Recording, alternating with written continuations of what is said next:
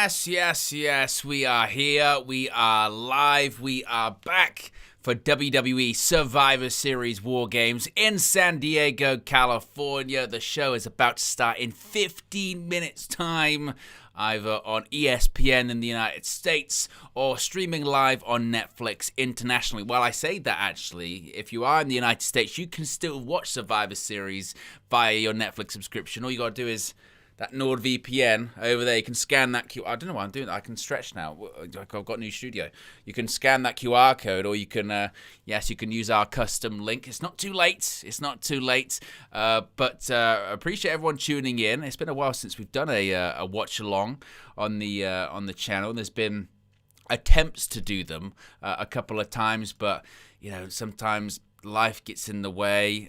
Some people may know I've got a new puppy recently, so it took a while to get her to settle in as well. But now we're gonna have a strong push to the end of the year is what we're going to have. Yes, we're going to have a very strong push to the end of the year. Of course, we've got Saturday night's main event next month for John Cena's retirement match. In addition to that, we've got AEW World's End coming up in December too. So it's going to be a fun end to the year here at Wrestle News 365. So if you haven't already, click the like button. Be sure to subscribe. As I mentioned, Survivor Series is set to kick off in about 13 minutes time. I've got my dual screens going on.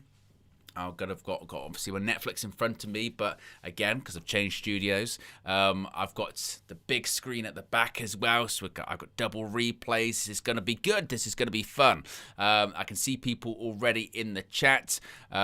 Cena's last PLE. Yes, indeed it is. Big up Larry's in the chat. Zunu says, good evening, Owen. Good evening to yourself. Good evening to everyone that's tuning in, that's joining us this evening. Darkness says Team Punk wins if Brock Lesnar's not. Well, Brock's going to be here. Well, say here. He's going to be at the PLE. Him being in WarGames is a bit of an interesting one, isn't it? Daniel says, happy Saturday. Hey, everyone. Nathaniel already with a members chat in. Big up, Nathaniel. Always involved, always here. Says, hi, Owen. Happy Thanksgiving weekend to all. Hope Brock goes crazy. Wow, yes. Brock in that WarGames match is going to be an interesting one, to say the very least, isn't it? And yes, likewise, happy Thanksgiving. Hope everyone had a great Thanksgiving on Thursday. Hope everyone's enjoying their Thanksgiving weekend that have been celebrating this week. Of course, it's kind of the beginning of the festive period, isn't it, over there in the United States? Thanksgiving transitions into Christmas and a lot of eating, a lot of celebrating. It's the most wonderful time of the year, etc., etc., etc. Ridwan says, happy weekend, everyone. Yes. Yeah, get your predictions get your theories in, get your not just predictions for the matches, but also just what you're expecting to maybe happen, some surprises, some returns, some debuts. I've done the videos here on the channel this week.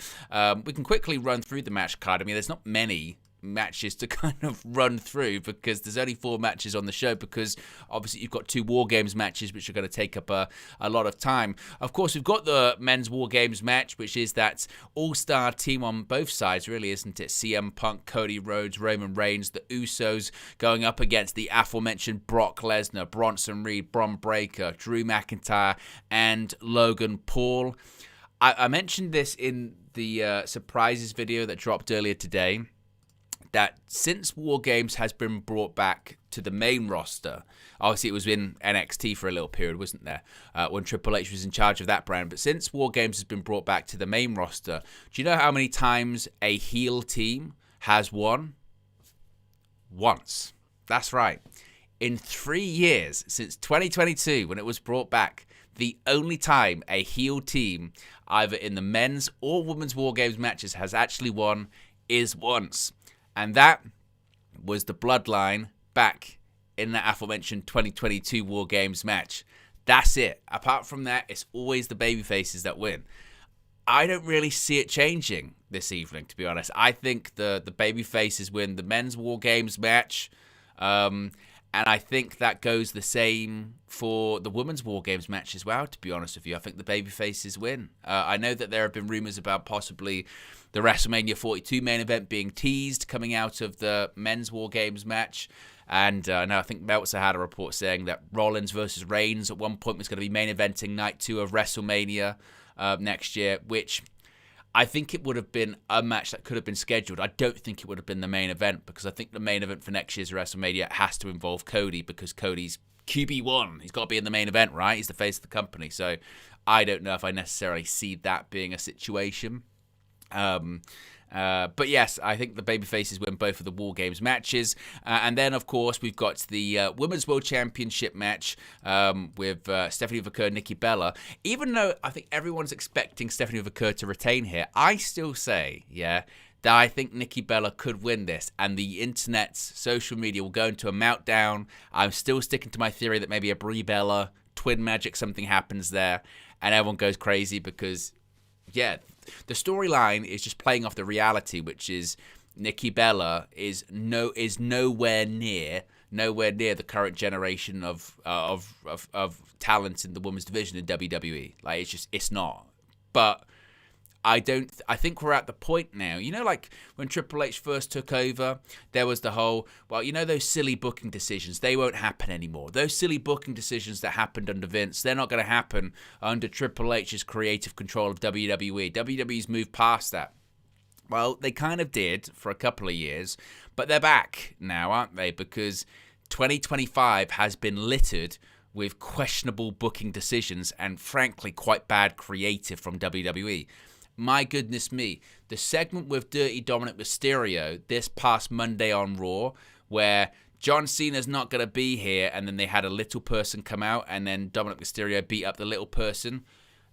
It was like they brought Vince McMahon back to write a segment on Raw. I mean, that is literally straight out of the Vince McMahon playbook. So there is nothing that is off the table anymore when it comes to creative decisions with WWE. Frankly, John Cena's retirement year, for half the year, they messed it up. With the heel turn, that could have been a thing, but then, The Rock bounced, and so did Travis Scott, and all that. So I think anything's possible. No, regardless if it's a good decision or a bad decision, it's kind of like, if it gets people talking and goes viral, then they might do it. So that's why I say Nikki Bella, and having Brie Bella come back and then possibly win the Women's World Championship, hey, I don't think you can rule it out.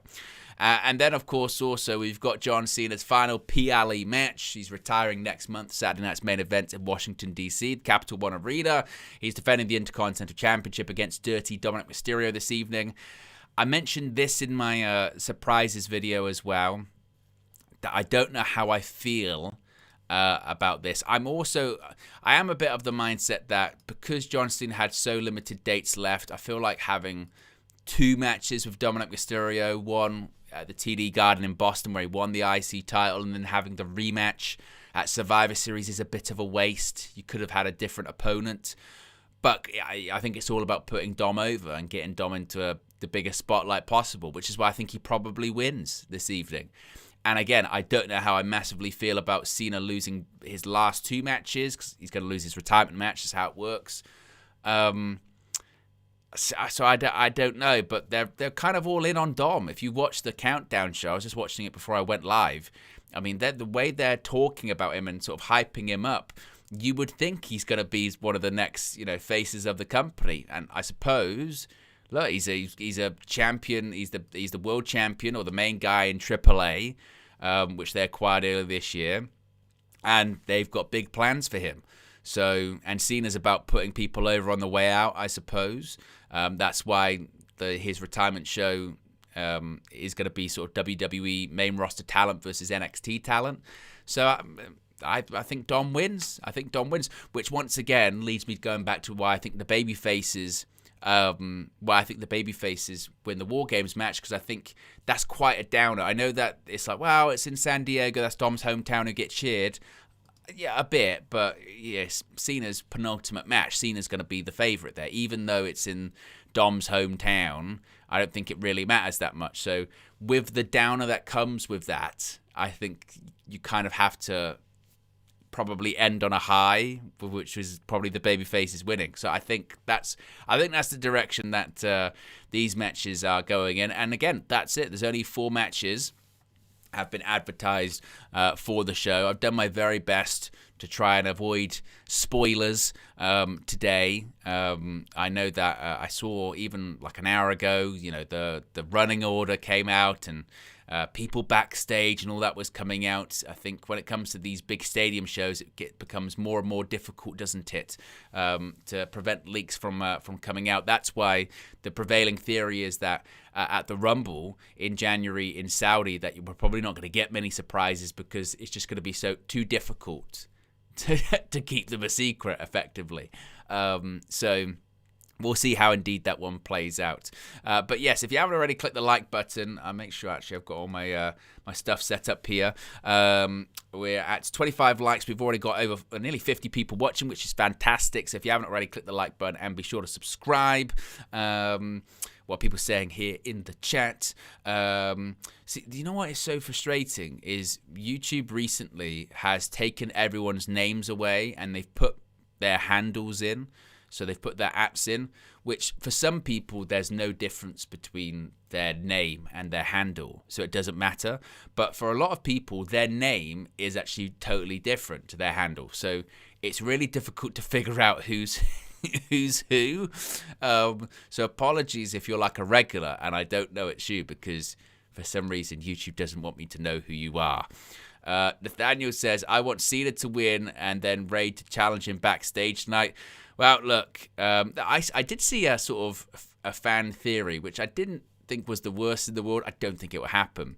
But was like this idea of Cena wins and then, Jimmy Uso gets taken out of WarGames and they need someone to come in at the last minute and Cena comes in his final, PLE match and he sides with the babyfaces and the babyfaces win.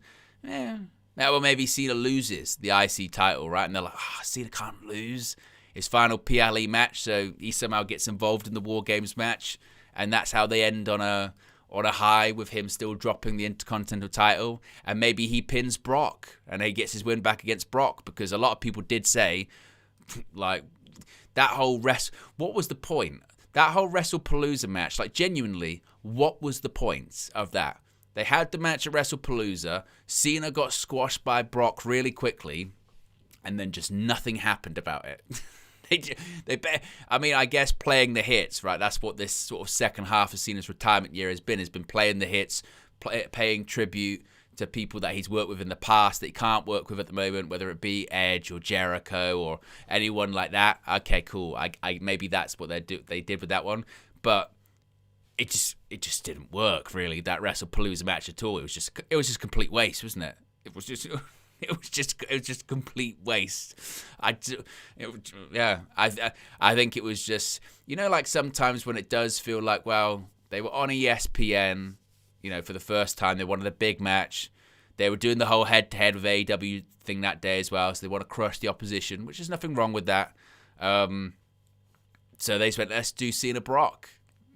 Like, what's the creative around it? What are we going to do coming out of it? I don't know. Let's just get the match in the ring and kind of go from there, and that's basically what they did. I guess.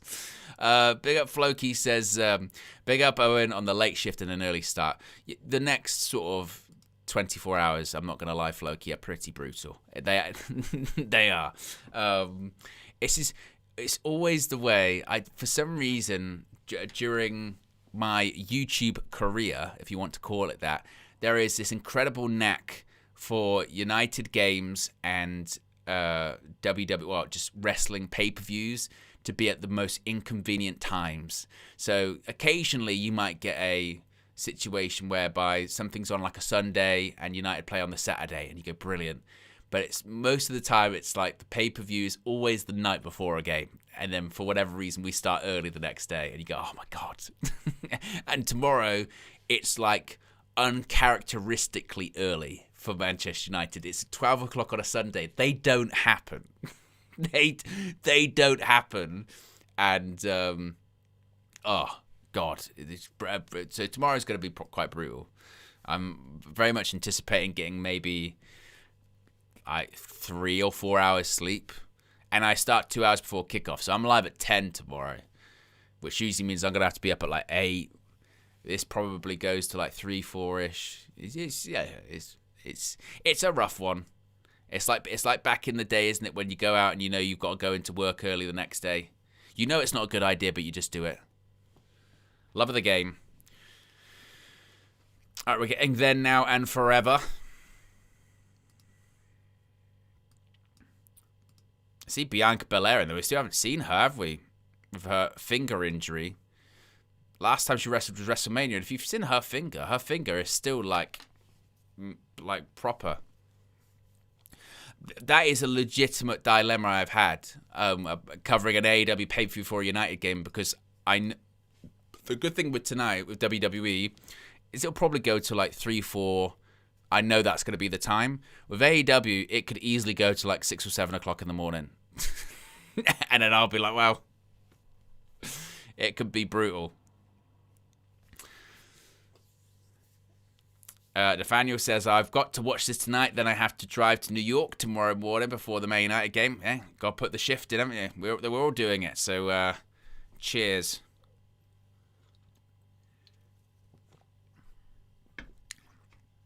As we see Petco Park there.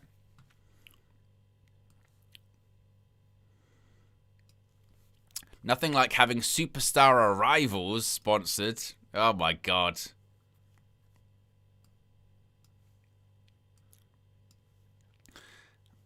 So they're being called Team Rhea. Officially, they're being called Team Rhea. Oh, they're being called Team Asuka. Even though Becky Lynch is saying that she's in control of that team. Ridwan says, do they do that on purpose? Why are they that much longer than WWE pay-per-views?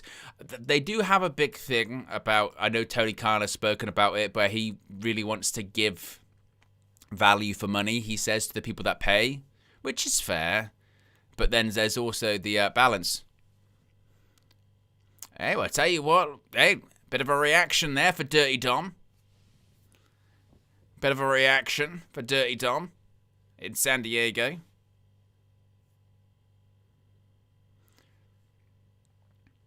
It's always weird seeing a PLE in daylight as well, isn't it?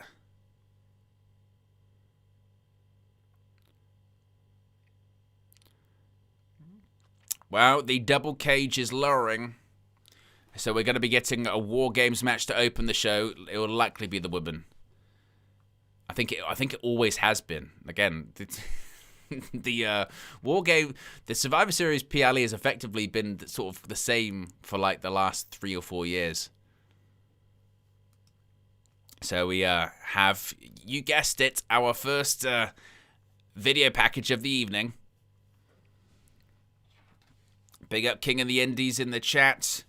We've got 60 people watching, so if you haven't already, click the like button. And be sure to subscribe. We recently hit 25,000. We actually hit our goal, 25k in 2025. Speak it into existence. And it is a real thing. I know, Nathaniel. I bet KG is thrilled with the call-up of Lash Legend to the main roster. If you don't know the lore, go back and watch the Royal Rumble watch-along.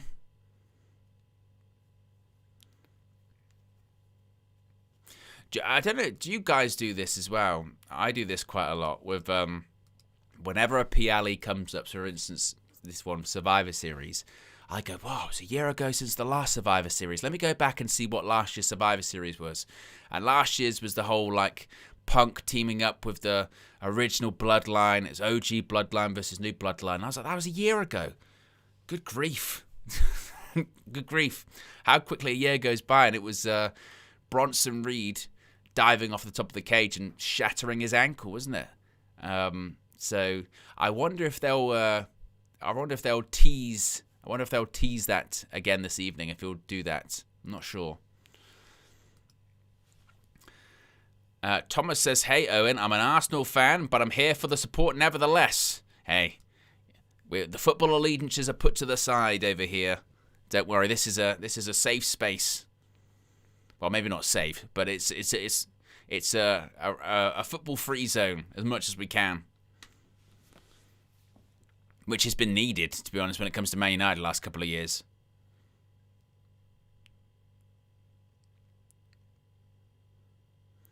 As We have this opening video package. And it's time for the War Games to nearly begin.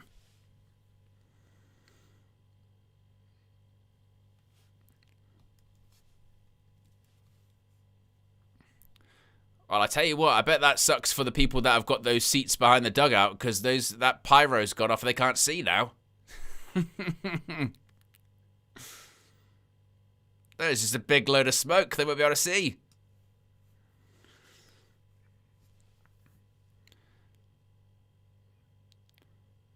It will,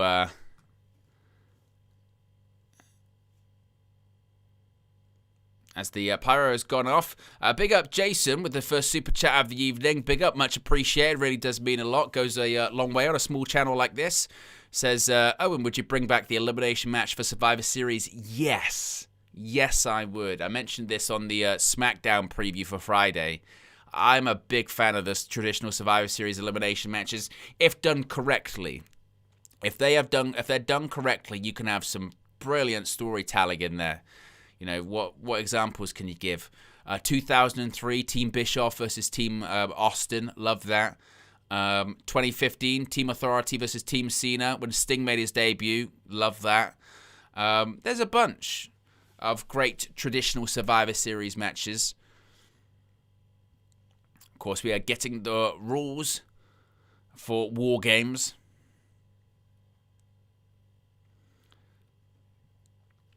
But they're just going through the rules. One member of each team starts the match. After 5 minutes, a member from the advantage team will be released. Then vice versa after 3 minutes. Once everyone's entered, War Games officially begins. Once War Games begins, if a competitor leaves the cage, their team forfeits. The only way to win the match is via pinfall or submission. Let me move that across here. There you go. New subscribers or super chats pop up on the screen with a little GIF and all that fun stuff. And like I said, we're starting off with the Women's War Games match because that's how it always is on Survivor Series shows.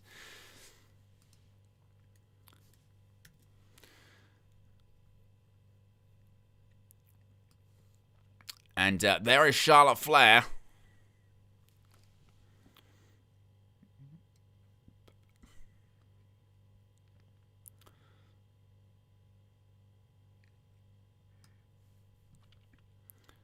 Charlotte Flair getting her pyro. So what time is it in California? It's, about 10 past 4 in the afternoon? Which would explain the sun, of course.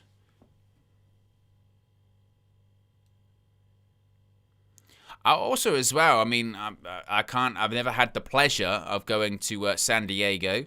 But I'm assuming that the temperature, the weather is pretty good this time of the year. Despite it being November.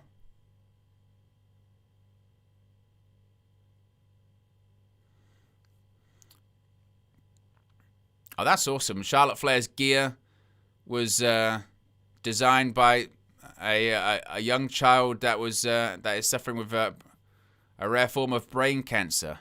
That's brilliant.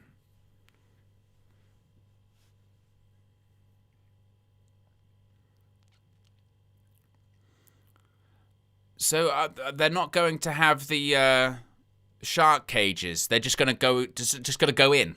So no shark cages. I guess they couldn't fit them into the stadium. So yeah. Usually we would have the all of the entrances and then someone would get into the shark cages. That's not happening this time round, I guess. Which, you know, it's fine.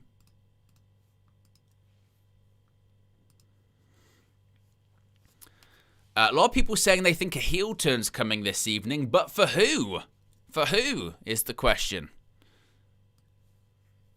And seemingly it's going to be Asuka starting for the heels. So it's going to be the battle of the knee braces in this one. Both Charlotte Flair and Asuka coming back from major knee injuries. They both got the big knee brace on. Ironically enough, it was Charlotte Flair facing Asuka when she suffered her knee injury right at the end of 2023.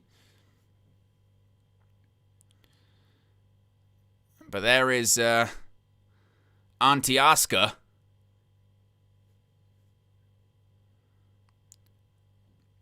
And she's awesome. I mean, Asuka's great. Asuka's great. The most successful Japanese WWE superstar of all time. Has to be, right? Has won everything. Raw Women's Championship, SmackDown Women's Championship, Tag Team title multiple times, Royal Rumble winner, Money in the Bank. I'm a big Asuka fan. Wade Barrett was getting absolutely roasted on the Countdown show. Why? Because he's rather grey nowadays. He's greyer than Michael Cole. Look. He's very grey. He does commentary for a couple of years and suddenly he's getting grey hair. Go to our Spanish announcers, Marcelo Rodriguez and Jerry Soto. This is when I always go, oh, should have learned another language. We've got 76 people watching, which is fantastic. We're 9 likes away from 50 likes. So if you haven't already, click the like button. Be sure to subscribe. New subscribers and super chats will pop on the screen. I didn't even change the match. What am I doing? I told you I haven't done one of these in a while. I'm rusty. There you go.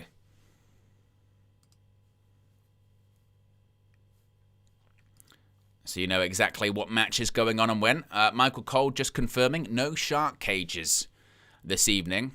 So a bit different from what we're used to. As the bell rings, the action is underway. The match is not underway, if that makes sense. Because the match only officially gets started when every single competitor is in one of the 2 rings. We're beginning with Charlotte Flair and Asuka in the ring on the left-hand side. The right-hand side remains empty for now.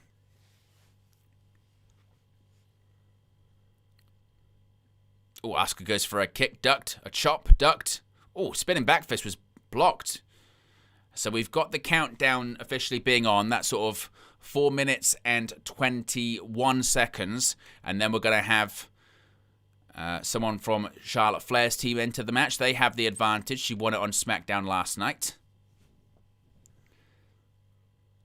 As now we've got over 80 people watching, which is fantastic. So still 5 likes away from 50 likes. So if you haven't already, click the like button and be sure to subscribe. Remember, there is going to be a post-show after this as well, which reminds me, I'll set up the redirect on that. And the post-show will be going through all the matches, all of the news, all of the fallout.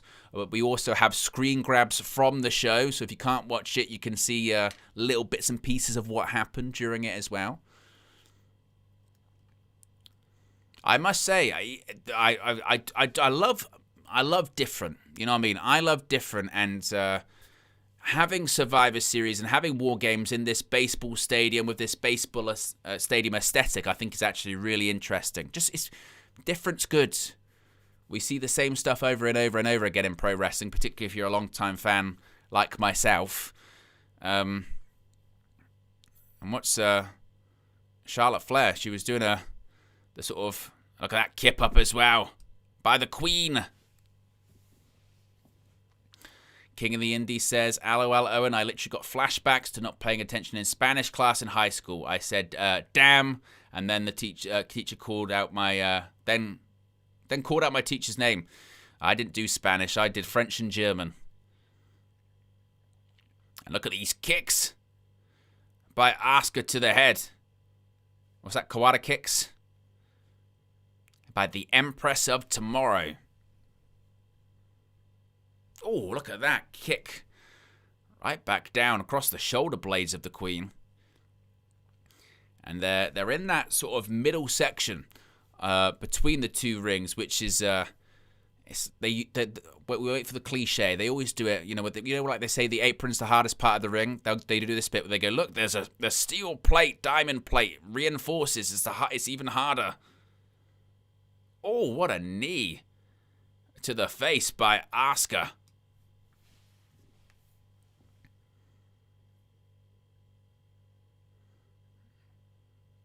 Asuka taking her time. I mean, both of these women are in the Iron Woman spots in this match, aren't they? In the sense that You know, you've got to pace yourselves.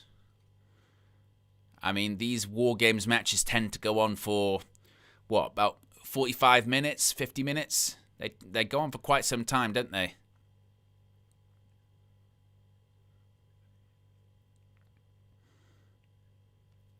Oh, big spin kick by Asuka, and there's a big boot by Flair, takes Asuka down. I must say as well, this is the first watch along I've done since I got my puppy. She was very confused of why I'm up so late. She was giving me looks as if to say, she's asleep at my feet at the moment, but she was giving me looks as if to say, what is going on? This is not the bedtime routine I'm used to. Bless her. Kick to the guts, kick to the chest, and Asuka, look at these shots. Well, kind of missed that kick. I suppose the question is, who's getting misted in this match? Oh, ducks the clothesline. Well, that was sort of a handstand into a clothesline, but Asuka kind of stopped and waited for it to happen. Wasn't exactly the cleanest of sequence. And there's some chops. Our first plate of chops of the evening have been served, folks. The woos reverberating around Petco Park, which every time I say, I'm paranoid that my peas are popping in my microphone. Oh, there's a German suplex. Nice shining wizard by Asuka as well. I will show the puppy if she wakes up, Nathaniel. I won't wake her up at the moment. She's snoozing. Well, sleeping, because it is her bedtime. Look at that nice float over the ropes by Charlotte Flair. Shades of Rick.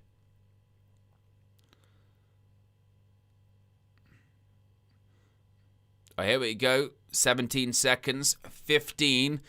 Before another member of the baby... Oh, that was a nasty landing for Charlotte Flair. 7, 6, 5, 4, 3, 2. Who's it going to be? Who's joining? Uh-oh. It's the Empress of the Sky. Empress of the Sky. The Genius of the Sky.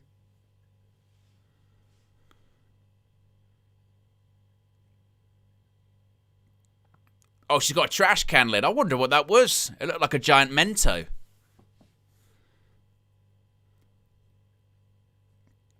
But Io Sky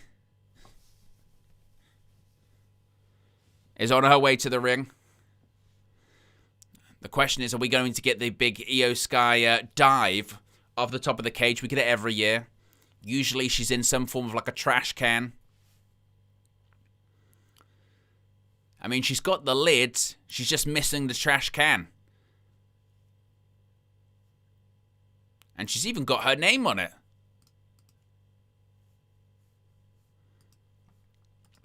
Now, the intervals get shorter now. So initially it was 5 minutes. Now it's 3. So now it's more about survival for Asuka. Lid. Oh, blocked by Asuka. A big up to everyone that's clicked the like button. We've hit 50 likes, which is fantastic. Oh, Io, look at that beautiful handspring. Not sure why Asuka decided to drop the lid. And there's that shotgun drop kick. And Asuka rolls out of the left-hand ring and into the bit in the middle.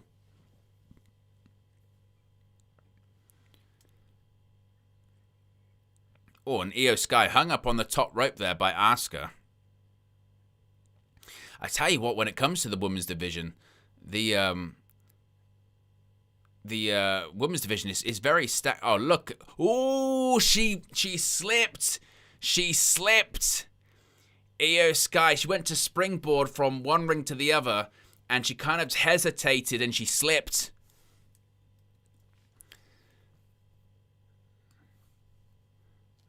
Hey, you only get one take.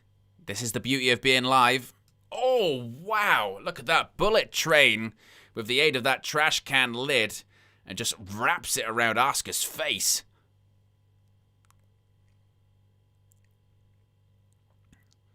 Oh, listen to that sound. That was nasty.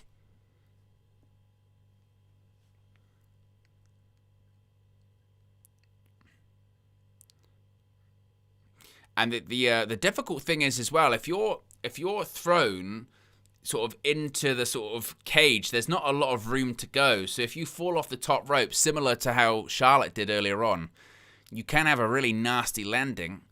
Or Io's going for that suplex in the middle. Blocked. Oh, look at that drop toe hold. Bounces off that metal diamond plate. Look at Io just smushing Asuka's face into that. That was a fast 3 minutes, wasn't it? 15 seconds, and Asuka's going to be joined by a teammate. The question, who is it going to be? Are we going to have the other half of the Kabuki Warriors? Or maybe something a bit different? Maybe Lash Legend, Nia Jax? Oh! It's big time Bex! Look at this! She's the self-appointed captain of this team. And look at this, she's putting the money where her mouth is. She's big time Bex for a reason. I love Becky Lynch's new theme, by the way. It is such a banger. It's such a banger.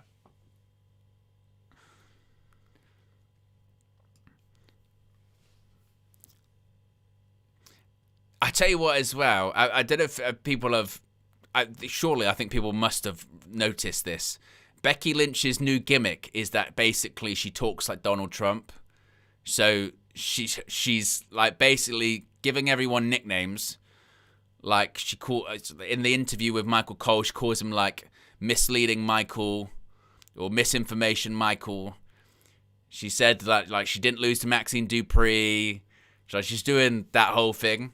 Which I was surprised that WWE let her do that, because in recent years, certainly, they've tried to sort of stay away from it.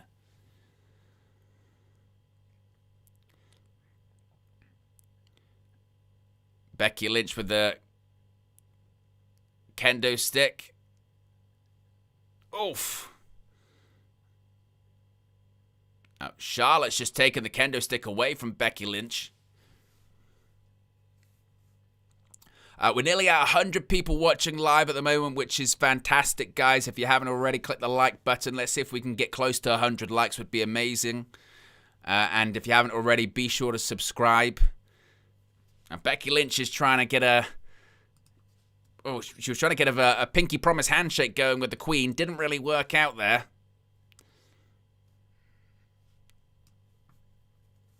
Flair and Lynch trading forearms here.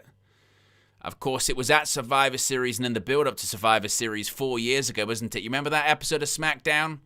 And the belt swap, and then they had a match at Survivor Series, and there was a legitimate beef and all that kind of stuff? Yeah, it was a bit of a madness, wasn't it? What's this? Oh, we're getting two dueling exploders. Yeah, there was an exploder by Becky to Io and by Charlotte to Asuka. And now they're turning around, doing a bit of aura farming. And once again, these two just brawling. Look at these chops by Flair. Oof. And Becky took a bump. Oh, that was a nasty one. Flair just threw Becky Lynch out the ring and a knee kind of bounced off the rope. Once again, here comes Auntie Asuka. And look at that chop block by Becky, taking out the knee, the injured knee, the surgically repaired knee of Charlotte Flair.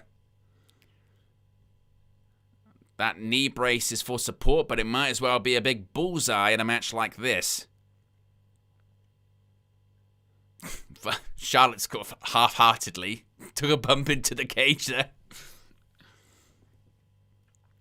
Well, 15 seconds left, and the babyfaces are going to have the numerical advantage again. He will be joining Flair and Io Sky.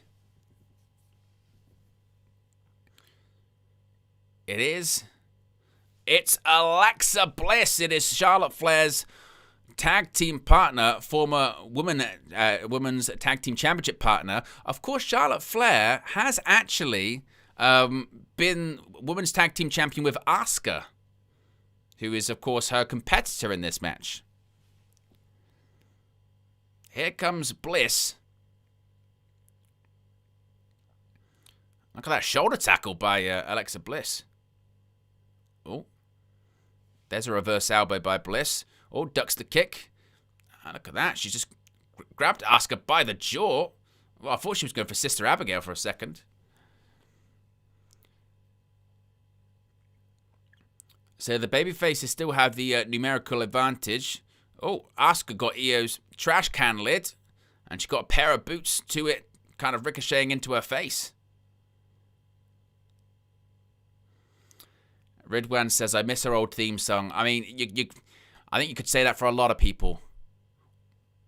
Oh, I tell you what, these punches and slaps look like shit, Alexa Bliss. Come on, let's... Contact.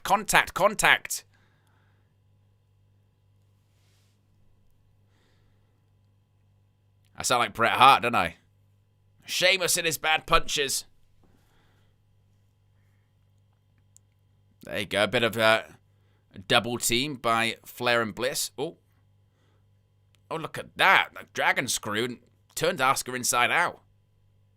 And there's one to Becky Lynch.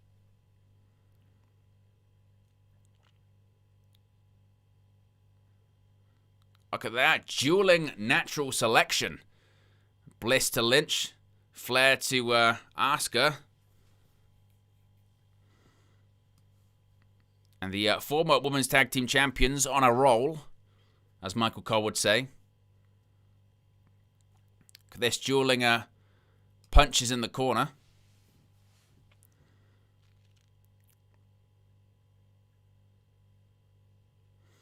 Jason says, I thought that was a bit harsh on Sheamus.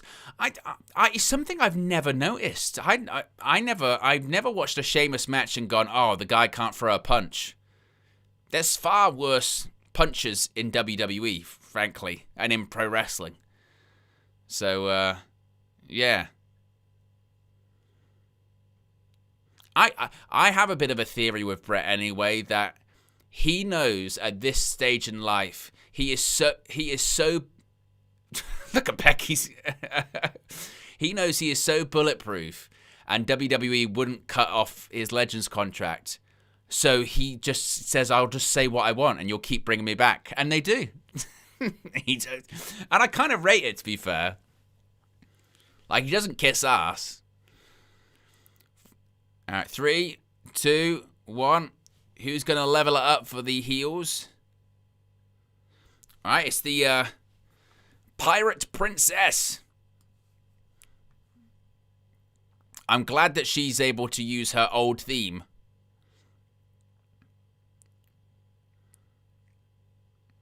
Gives me very black and gold NXT flashbacks. The Mae Young Classic.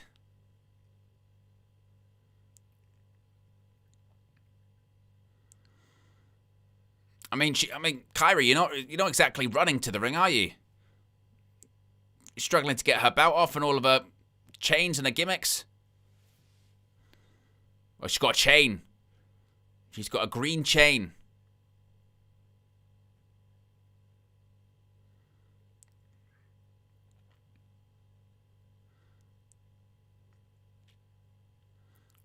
Right.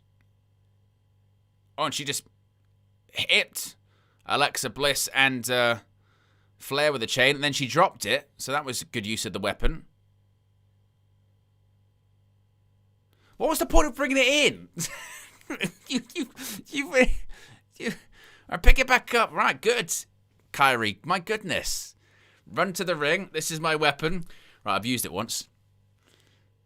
There you go. She actually springboarded off Charlotte Flair and onto Alexa Bliss.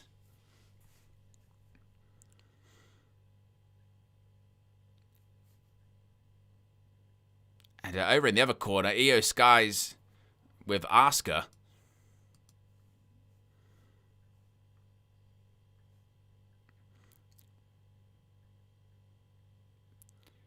Now, Kyrie climbing the ropes. We're two away from 100 people watching. We're at 65 likes. If you haven't already, click the like button and be sure to subscribe. And there you go. Swinging that chain around like she's Bruiser Brody. If you haven't seen some of those videos, go and watch them. Bruiser Brody in Japan, making his entrance to the ring. The crowd scatters. Scatters. Legitimately scatters. It's amazing. Oh, wow. Io Sky jumped off the rope. Just got absolutely smacked with her own trash can lid. And look at that. Oh, my goodness. That shotgun dropkick by Auntie Asuka sent Io Sky 3/4 way. Look at Becky Lynch.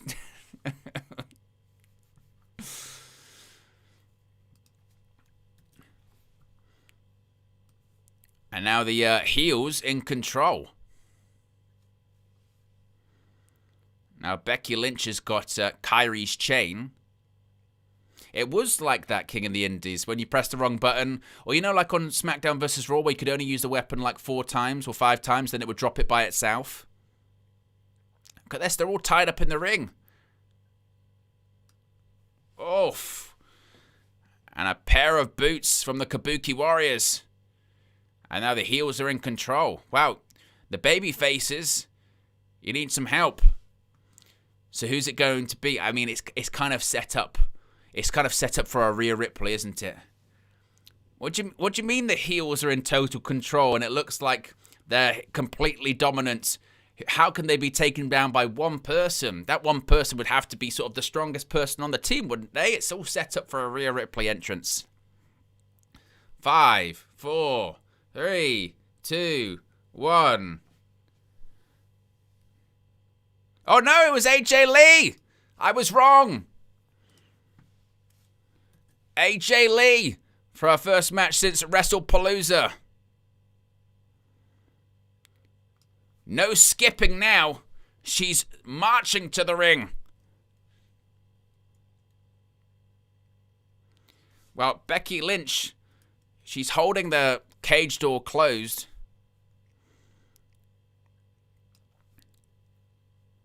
By the way, how wild is it? AJ Lee's in a WarGames match. In 2025, never ceases to amaze. AJ, she's climbing. She's climbing. She's climbing. AJ Lee. Crazy as her superpower. Her superpower also is climbing the cage there. Well, she's now in. Ah, there you go. AJ's in the match. Oh, she's on the top rope. Oh, there's a crossbody. Takes out the Kabuki Warriors. And AJ Lee's in. And Becky looks a bit concerned, doesn't she?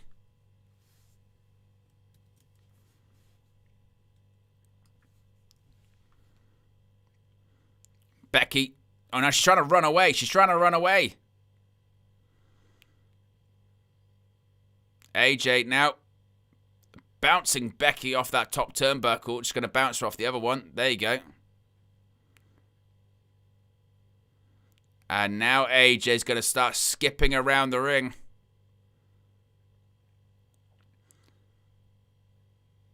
Of course, the match she had at WrestlePalooza was the longest match of her career. AJ Lee, who, as Ridwan mentions in the chat, Becky thrown into the cage there, is in phenomenal shape. AJ Lee legitimately has not aged a day. And if anything, she's in even better shape now. And she's always been in an amazing shape. Like, her abs put my rotund belly to shame. And there's a shot to the back by Kairi to AJ Lee. And now look at this. Kairi Sane, she's skipping around, but she's walking the plank.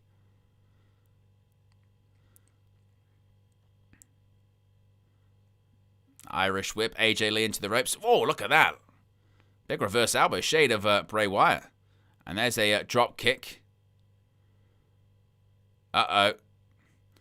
Well, this is what's fun with having AJ Lee in this kind of match. She can interact with all of these people she's never interacted with before. Asuka and AJ Lee. Who would have thought we'd ever get this? Dream match scenario.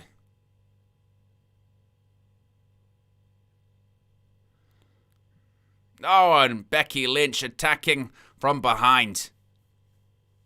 And look at the stomps. Look at the stomps. A 3-on-1 attack. A mugging. Big up United Love in the for the members chat. It's been a member for 19 months. Really appreciate 19 months of support, United Love. Says, hey Owen, it's my son Isaiah's birthday. So letting him up to stay to watch Survivor Series with me. Can we get a shout out? Congrats on 25k. Missed the retro gameplays. They'll come back one day. I've been putting together this new studio space, so they'll come back. But big up to you, and big up Isaiah. Happy birthday, many happy returns. What a better way to spend your birthday than with your dad watching Survivor Series. That's what memories are made of. Yeah, that's what it's all about. I used to watch the pay-per-views with my dad growing up. Here comes Nia Jax. Get ready for a game changer. Get ready for faces about to be broken. Quite literally.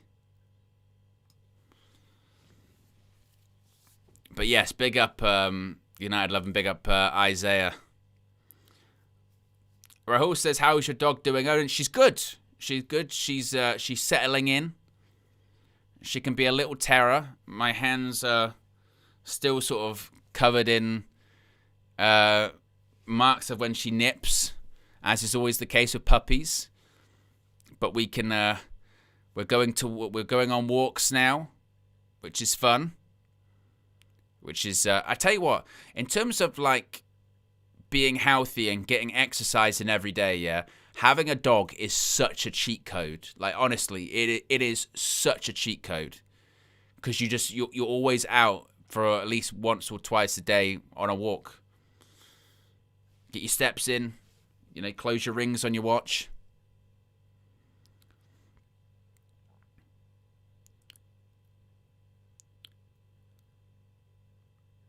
No, Nia.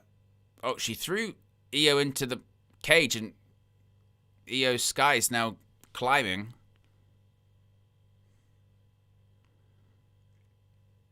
Oof. Nia just flattened AJ Lee. Uh-oh, Nia Jax. Maybe thinking powerbomb. Oh, just absolutely splatted Io Sky with that powerbomb. Oof.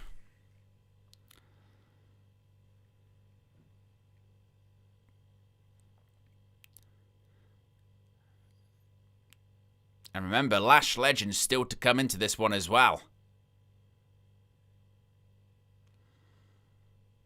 And also, congratulations to Lash Legend.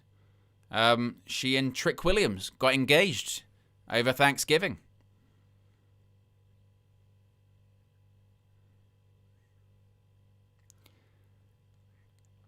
And we know the final person to enter on the babyfaces will be Rhea Ripley. But to be honest, expect Lash Legend to get a lot of featured time in this one, because obviously just been called up to the main roster. They're going to have some very impressive spots for her, I think.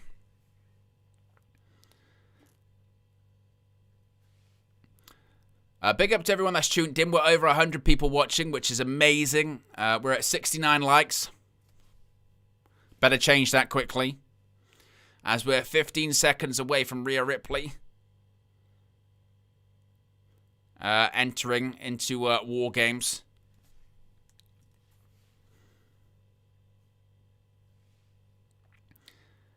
And here comes the Eradicator.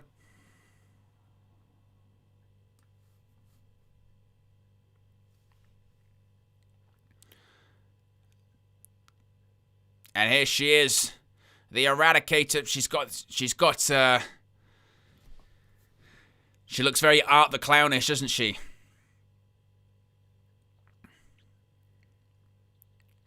God, my goodness, all the pyro for Rhea Ripley.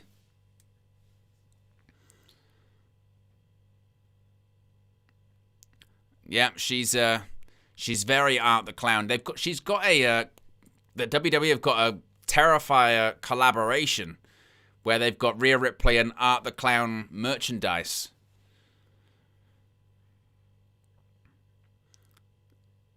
So, yeah, she's got very Art the Clown esque mask and gear on.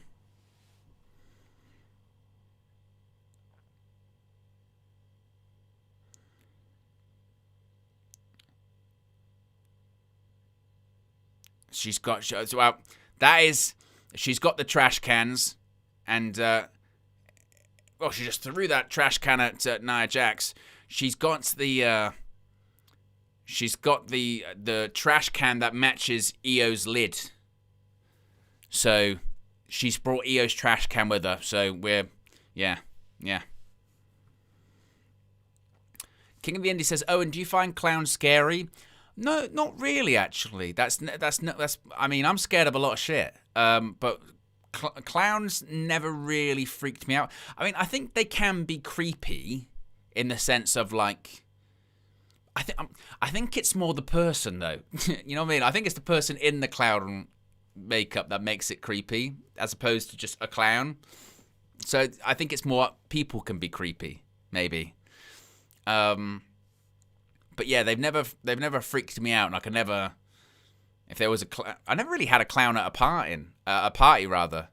I don't think anyone ever had them. But yeah, me, I'm more spiders and snakes and all that kind of stuff.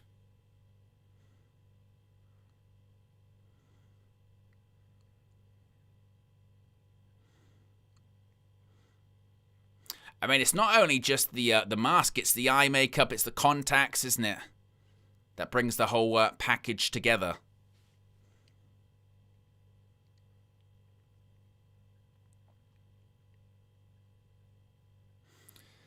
If you see a clown in the gutter, it's Pennywise. Well, yeah, but he's an alien, isn't he? Or it's some kind of interdimensional being, right?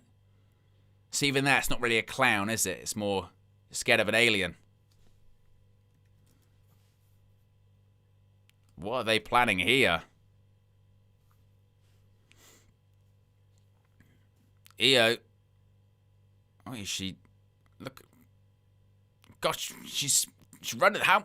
Io. I mean, how much you gonna run the ropes, Io?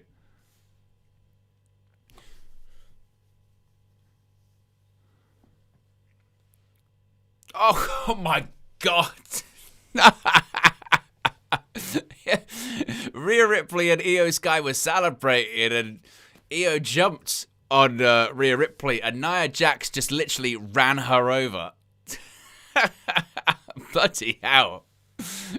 It looked nasty. That was a nasty landing. Ouch. Well, Lash Legend is out in 10 seconds, and then the War Games will begin.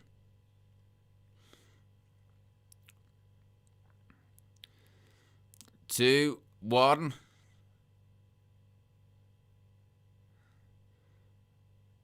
And here comes Lash Legend. Unfortunately, to like no reaction, which kind of sucks. But go on, Lash. Go make them eat their words. I mean, literally, she's got the kind of crickets going on with that reaction. It's because the music sucks in WWE.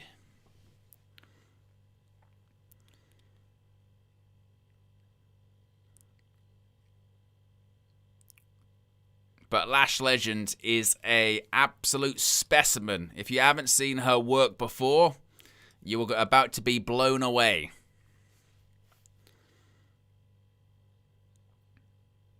As Wade Barrett calls her, long-legged Lash. There's a lot of alliteration there. Right, Lash closing the door.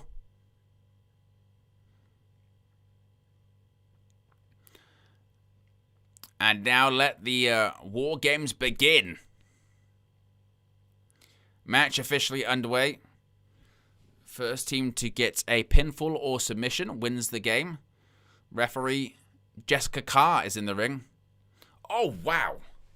Lash Legend just threw... Holy shit, she might have just killed AJ Lee. She punched her so hard in the face. Oh, my God. Oh, my goodness me. She just ragdolled AJ Lee. Look at the catch.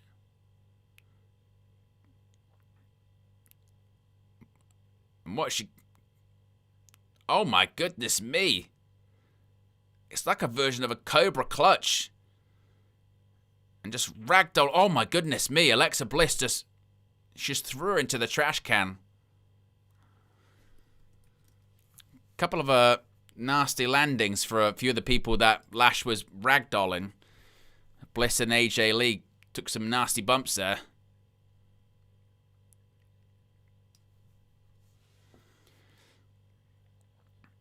Oh, Io Sky just caught in midair by Lash Legend.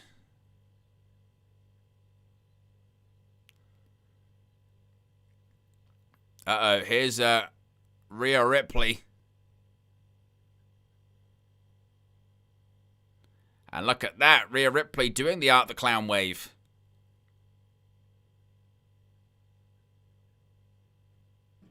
Oh, look at these. There's those shots to the gut by Ria Ripley. Blocked, ducked. And there's a kick to the gut. Oh, bounces off the knee. Uh-oh. Lash Legend grabbing Rio. Oh, look at that reverse elbow by Lash Legend. That was nasty. Oh, there's a kick by Rhea Ripley. Rhea Bloody Ripley. Oh, pop-up powerbomb. Oh, wow. Big pump kick. Go for the cover, yeah. 1, 2. Ooh, and Rhea kicks out. I mean, you've got this mask on. Oh, my God. That was nasty. The sun's starting to set in San Diego.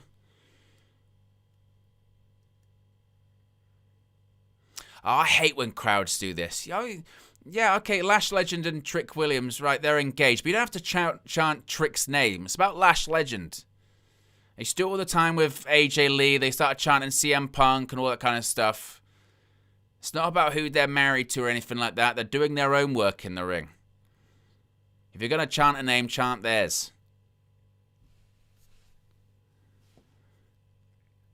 Oh, there's a right hand by Charlotte Flair trying to fight off Lash Legend. Oh, look at this. Got Charlotte Flair. Oh, here we go. What are they going for? Oh, a pair of power bombs into the cage. That was a power bomb by... Oof. Double pins. Oof. AJ Lee broke up one.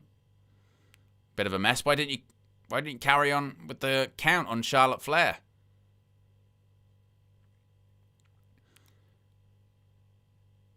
AJ trying to go after Lash Legend. Uh-oh. Oh, man. Well, that was a nasty landing. Oh, there's a moonsault by Io Sky. Things have got a bit clunky here.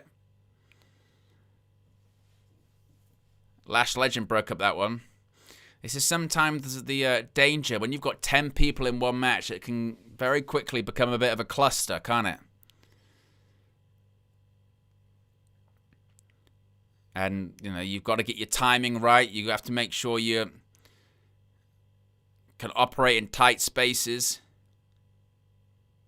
Look at this. There you go. Oh, throws Io Sky from one ring to the other into her teammates. And the powerhouse is in control.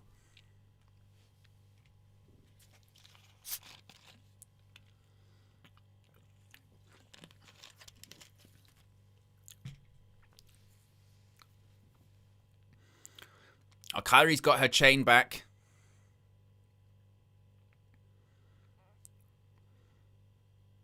Kyrie was taking enough time. There you go. Oh, wow. 1, 2. Oh. Oh, there's 2 referees for 2 rings. You've got Jessica Carr in one. You've got Daphne LaShawn in the other. Look at that Kabuki special with the chain. And it was Rhea Ripley broke it up with that shoulder tackle there.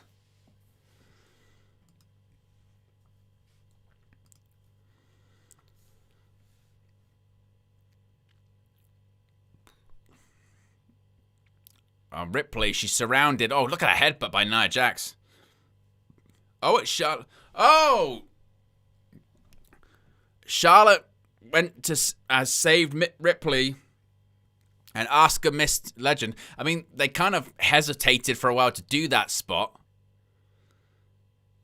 It was, again, like I said earlier on, a bit clunky, wasn't it? Clunky. But they got there in the end, kind of. Yeah, Nathaniel, I think you describe it quite well there when you describe it as awkward. The last like 5 minutes in this match have just been very, very awkward. Oh, they're going for a double suplex on Nia Jax. Oh, God. I thought she was going to land on her neck there for a second. Uh-oh, twisted Bliss.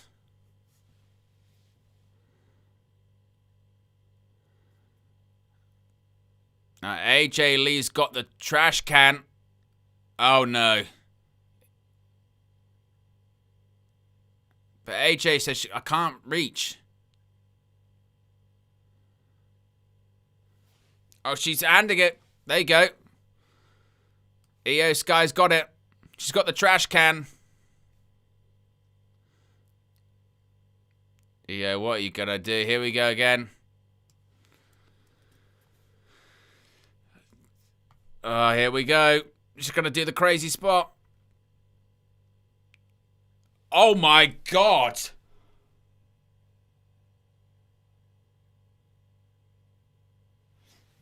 Becky Lynch's face says it. This one wasn't just a dive. It was a swanton. Holy shit. Uh-oh. Becky Lynch.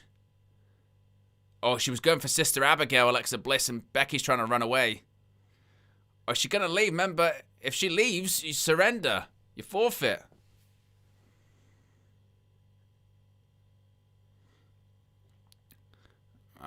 Flair pulls her down back into the ring. Oh, what a right hand by Alexa Bliss. Uh-oh, Riptide. Oh.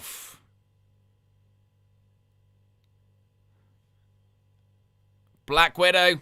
Black Widow's locked in. Becky, she taps out. Becky taps out. And AJ's team wins WarGames. Get your star ratings in, as always. Rate it out of 5. What would I give that? Maybe like 3.5. I think it was a bit... Points a bit flat, a bit clunky. I mean, you got the big spots. The EO spot was good. But it was kind of paint by numbers, really, wasn't it? You know what I mean? It was kind of paint by numbers, honestly. But the like I said, baby faces will win. They always do.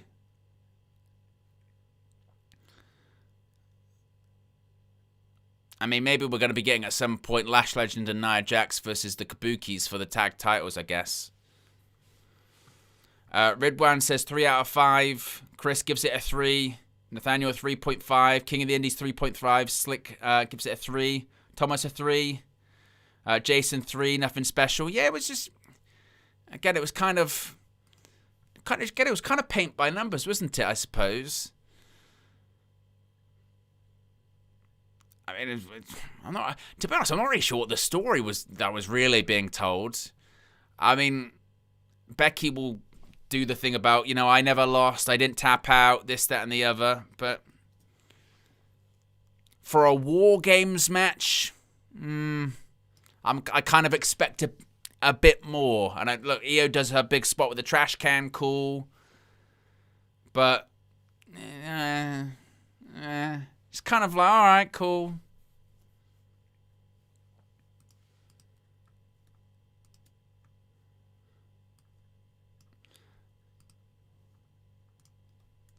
I hope that the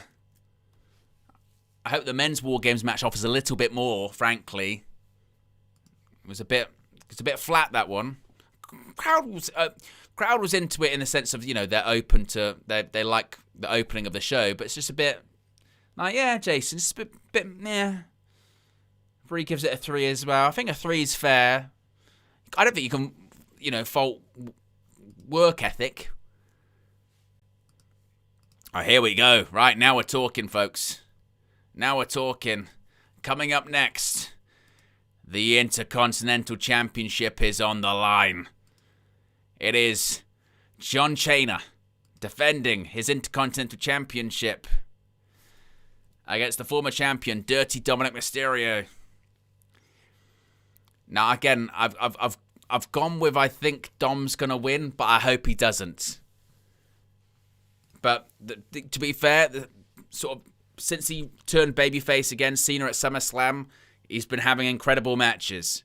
And my hope is, because the crowd is just unbelievable, and they'll be red hot because it's Cena and it's Dom, it's San Diego, I'm hoping this could actually be something quite special. That's my hope anyway. We are, 23 likes away from 100 likes, folks. If you haven't already, click the like button. And be sure to subscribe. We're 29 away from 25,100, which is amazing. Black says, this is the problem with Survivor Series being a WarGames pay-per-view. Eventually you'll hit a point where there isn't really a story for the match other than the pay-per-view stipulating it. Hell in the Cell. I totally agree. I mentioned this before, that suddenly when it gets to this time of the year, people start to team up and we get factions because there's a pay-per-view that dictates it, which is so odd because Triple H is really against gimmick pay-per-views. That's why he got rid of Hell in the Cell, but he keeps Elimination Chamber. He keeps putting WarGames at Survivor Series every year. Like, WarGames should be like Hell in a Cell. When there's the right time to do it, then do it. Like, you don't need WarGames to sell Survivor Series, do you? You don't need it. You know, Survivor Series sells itself. As Chris says, is there only one more date for Cena after this? Yes, this is not only John Cena's penultimate match for WWE, but also it's his penultimate date. The next time we see Cena, we see him, is going to be his final match, December 13th. So a couple of weeks' time. 2 weeks' time, Washington, D.C., Capital One Arena. John Cena versus the winner of the last time is now tournament. Probably going to be Gunther. In Cena's retirement match, I guess the question is, will it be for the Intercontinental Championship or not? There would be a story there, wouldn't there? You know, Cena versus the longest reigning Intercontinental Champion ever in Gunther, 666 days. And I think Cena loses because I just think he'll want to put over. Oh my God. I forgot about this shit. They've got the pissing Netflix music, and I've got to wait 4 minutes. Ads during a premium live event. What does the P even stands for at this point? Premium. You're having to pay a premium. Usually when you pay a premium, it's to get rid of adverts. And yet we still have them. Video packages and ads on a premium live event. Oh, God, it makes me feel sick. What's the point of a premium live event then? Like, if they've got ads and break. The whole great thing growing up, was the idea that you purchase the pay-per-view and then you go, well, this is great because for 3 hours, I don't have to do any fast forwarding or any kind of skipping or anything like that. I can just watch it for 3 hours and I don't have to go anywhere. I can watch the whole thing. The ad breaks are backstage segments or whatever. And now, just got to sit through Netflix music. Ugh. Well, during that time, I can say to click the like button, and I'll do an advert of my own. NordVPN, you can watch this Netflix music with us. If you're in the United States, you can scan the QR code and use our custom link. You can save yourself some money. Black Friday, Cyber Monday, all that fun stuff. Rahul says, and I think Cena will lose, just like Man United tomorrow. Believe, Rahul. Believe. Have faith. It's difficult, I know. I know it's difficult, but I'm trying my best. Do you know what is kind of mad? Sometimes with the United stuff recently, I'll try and be as positive as I can, and then sometimes I'll look at the comments like a few hours later after we finish, and then it'll be, Owen, you're so negative. And I'll be like, I was trying. And then I have this sort of weird complex. I go, am I just like going through life like hating everything? I'm like, am I that guy? Like the thing when people say, I bet you're fun at parties. I was having a bit of an existential crisis. I was like, I think that's me. I think I'm the guy that they go, oh, I bet you're fun at parties, and then I go, oh, wait a minute, I don't go to parties. I don't. Maybe I am that guy. Oh shit. Yes. Chris is singing along with the Netflix music. Yeah, it's dreadful, isn't it? Well, we'll be back in 90 seconds, which is good. Chris also says Liv Morgan return. I did think that's what was one of my sort of speculatory theories, that maybe Liv Morgan returns and helps Dominik Mysterio win, and they're reunited. Maybe that's a way of going. Big up Jason's been around for 7 months. Says, Owen thoughts on SmackDown going back to 3 hours apparently. It doesn't need it, does it? Although, SmackDown is kind of the shits, isn't it? I mean, I remember when the report came out, and big up Jason for your members chat, when the report came out that Road Dogg was back being the lead writer of SmackDown, FYI, he was the lead writer in, 2017, and the show was awful back then. It was Jinder Mahal era WWE champion. It was shocking. And he was announced as the head writer of SmackDown, or co-head writer. And a lot of people went, oh, really? How's this guy got the job again? Last time he was head writer, it sucked. And AJ Styles came out and did a tweet and basically said that don't criticize someone's work because he was working under someone that was ripping up and changing his ideas. Basically said, look, if SmackDown was shit in 2017, it's because of Vince McMahon. It wasn't because of Road Dogg. Well, why is it shit now then? Because Vince said here. Is it shit because of Triple H? Maybe. Oh my God. Coming back from the Netflix ad music to watch what? Another advert. Ugh. Maybe that's why there's 4 matches on this show. Because we could have time for a 5th and 6th match, but we got to get those ad breaks in, baby. Ugh. We're 15 likes away from 100 likes. If you haven't already, click the like button. Big up to everyone that's tuning in on this watch along. And big up to everyone that's subscribed or hit the like button already. There is a PS5 ice cream truck. Was that an ice cream sandwich? I'll tell you what, Ben & Jerry's used to do the best ice cream sandwiches. Do they still do them? This is when the ADHD is really kicking in. Ben & Jerry's ice cream sandwiches. What were they called? They were called witches or something. S-Witch. That was it. They were so good. They were really good. As we're seeing some celebrities at ringside.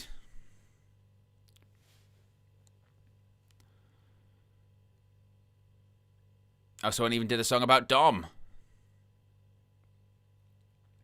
Oh, it's Andy Ruiz. I didn't even recognize him. He's slimmed down a little bit, hasn't he? Fair play. Jeremiah Estrada, Padres pitcher. I've never been a baseball guy. It's American sport I can't get into. Obviously, I love my NFL. Not a big NBA guy. Baseball, I've just never even really tried it. The only thing I hear is that the matches are really long. But then I think that's...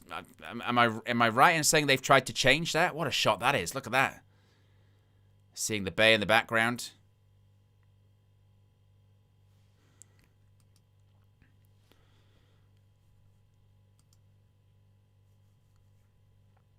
As we're 14 likes away from 100 likes. Eventually, folks, we will hopefully actually get to this match. We still haven't. We've got literally ad break after ad break, video package after video package. Holy shit. They're just showing images of San Diego at this point. Here we go. Right, Dominik Mysterio's coming out. Good.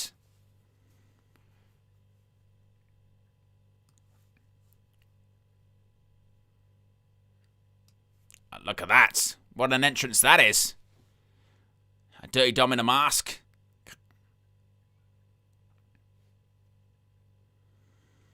course, he is carrying one championship already. He's the AAA Mega Champion.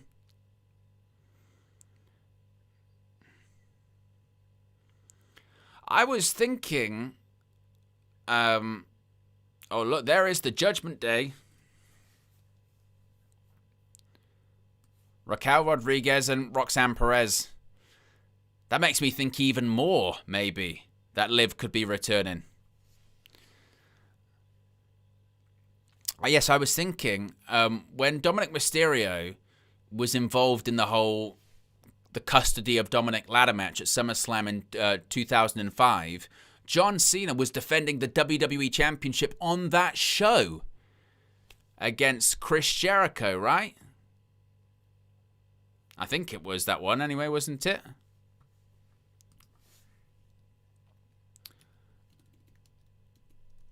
SummerSlam 2005.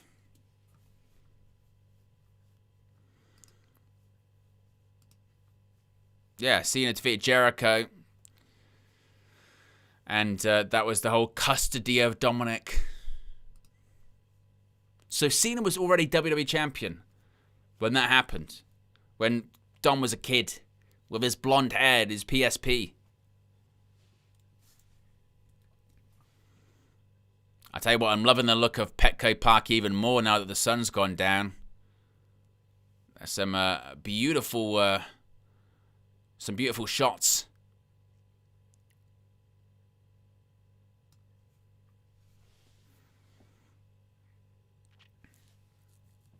Now get ready for this stadium to go wild for the Never Seen 17. And I tell you what as well, I've done such an about face of Cena because growing up, I was not a Cena fan. I didn't like Super Cena. I did not like Cena being shoved down our throats. You know, I wasn't a fan of that. But now that I'm older and my childhood is like retiring in front of me, I am such a Cena guy, it's ridiculous. Like it's my childhood. I had to sit through a lot of sort of shitty Cena stuff growing up. Listen to this crowd.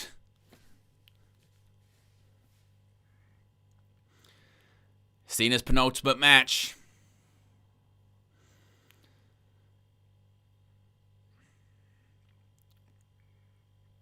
Listen to that crowd. Look at that shot. Look at the sunset. Oh, it's a thing of beauty, isn't it?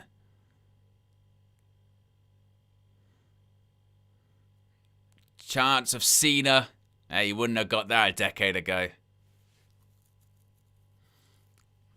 Play the music then. Where's he at? I mean, I know we can't see him. Hey, Nathaniel, you're right. Sunset is metaphorical. As we wait, we continue to wait. How long? Make them wait. Make them wait.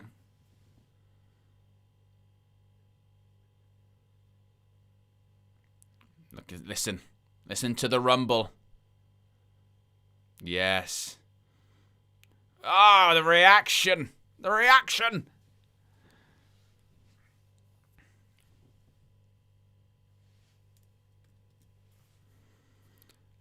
And there he is, the Intercontinental Champion, John Cena. Oh, fight back the tears.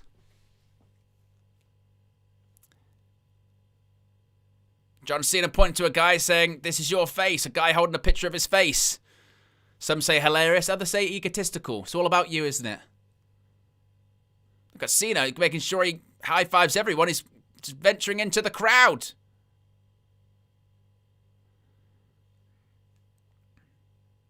God, the cameraman nearly fell over. God, we got chaos.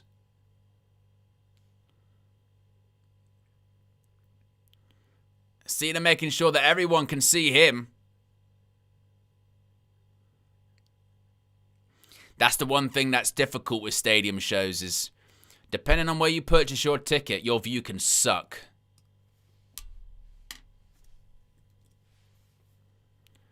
Cena was checking that Stu was okay.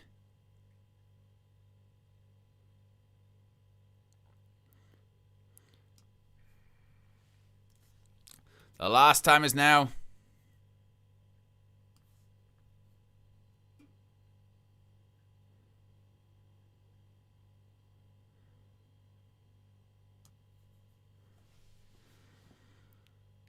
He says, let's go to work. Run, John, run. Oh. Honestly, John Cena. And you know what's mad, yeah? And a fair play, yeah? But he's got better as this year's gone on. You know, like at the beginning of the year, and it was like, what, Cena, he's kind of washed. What does he have left to give at this point? He's not what he used to be. His last few matches have been bangers. He looks to be in great shape. It's like he's de-aged as the year's gone on as well. The hair transplant, I think, helps with that. But, like, it looks like he could keep going for a few more years, but he's doing the smart thing, getting out while he still can. And he's not phoned it in at all. I didn't think he had it in him to be doing these like 20, 25-minute matches anymore. But as the year's gone on, he's got better. He really has.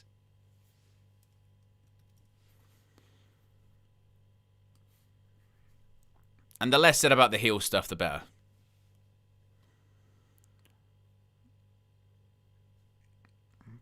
Yeah, I think despite it being his hometown, Dirty Dom is not the crowd favourite. And they're going to be competing in the left ring.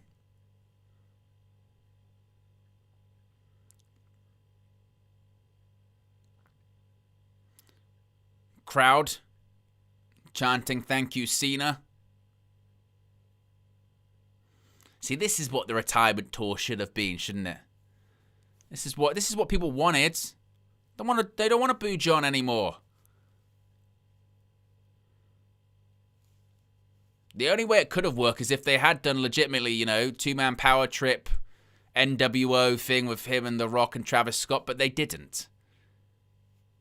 Well, The Rock and Travis Scott didn't.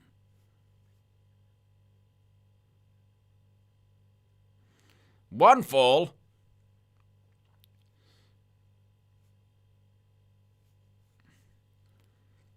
I like the Intercontinental Championship feeling important as well.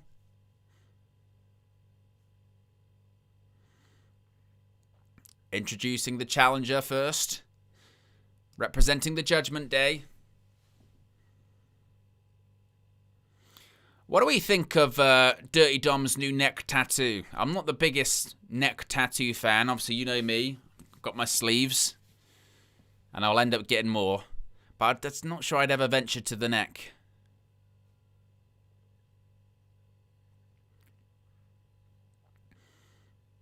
Dirty Dom still gets a positive reaction.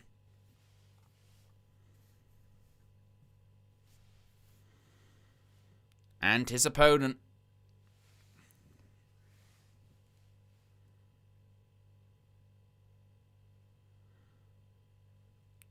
Here's the greatest of all time.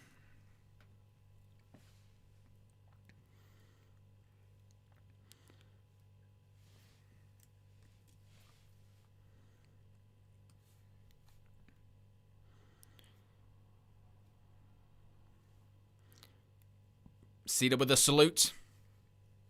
I do agree, Steffi Jigs. I do think it looks good on Dom, though. John Cena holds up the Intercontinental Championship. Throws it at Chad Patton.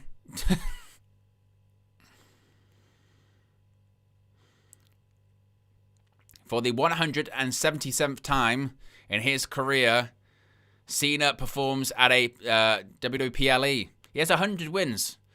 That's unbelievable. 177 matches at WWE PLEs in his career, and he's won 100 times. That's not a bad record, is it? Pretty high win percentage.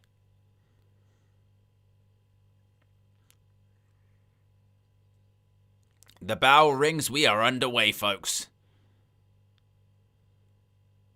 Cena attitude adjustment 1, 2, 3. Retains title. Imagine.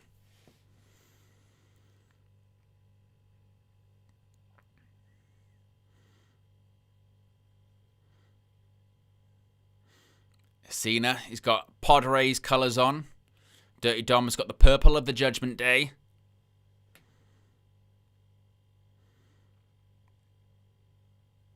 And we can hear the rumble of the crowd. Side headlock takeover by Cena to kick things off. We've got 100 people watching at the moment. We're specifically 10 likes away from 100 likes. So if you haven't already, click that like button for the algorithm.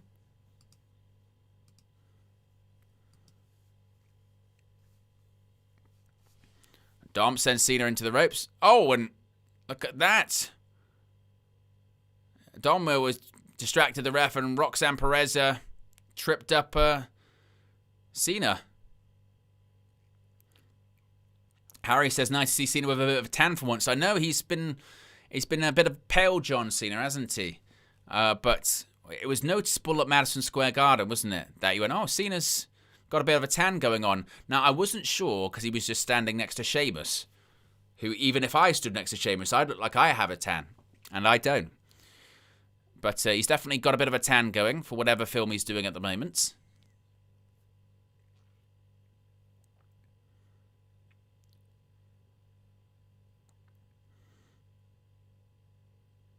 Dom mocking Cena, doing the you can't see me stuff.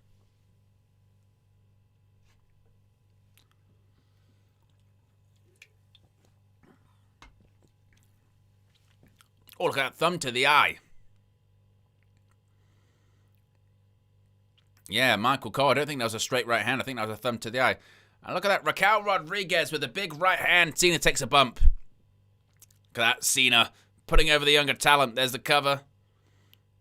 Cena kicks out. Senior referee Chad Patton in charge of this one.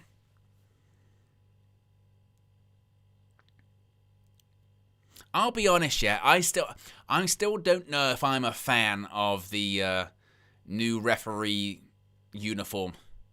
I like the old school black and white stripes. Here we go, getting some Three Amigos.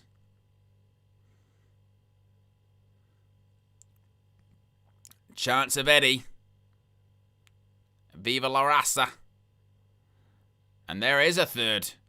Floats over. Cena kicks out.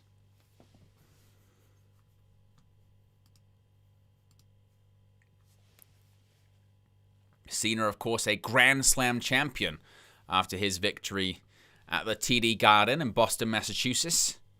Cena's home state. Of course, he's from West Newbury, Massachusetts.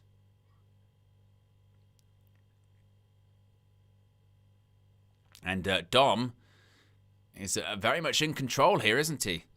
If you are just joining us, this is our second match of the evening. The Women's WarGames match opened the show with the babyfaces winning. This is our second match, the Intercontinental title on the line. John Cena defending his Intercontinental Championship against Dirty Dominik Mysterio in John Cena's final PLE match, and Dom just rolled to the outside of the ring. Cena. Oh, look, he's not going to hit a woman, let alone two of them. Oh, and Dominik. Oh, I suppose the question is then, who's going to come out to back up Cena? That's a woman. Who could it be? Nikki Bella. Well, she's wrestling later on. And I don't know what kind of terms she and John are on.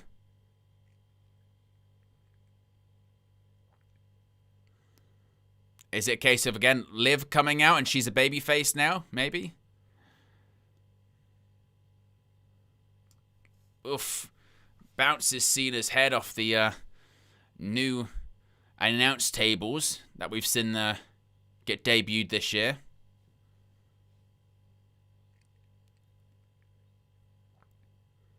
Oh, and bounces Cena off the ring apron and bounces him off the announce table.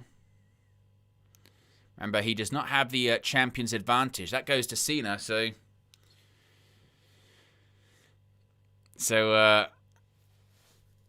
count-outs and disqualifications mean that Cena would retain, remember. Referee, of course, can use his discretion when it comes to this 10 count.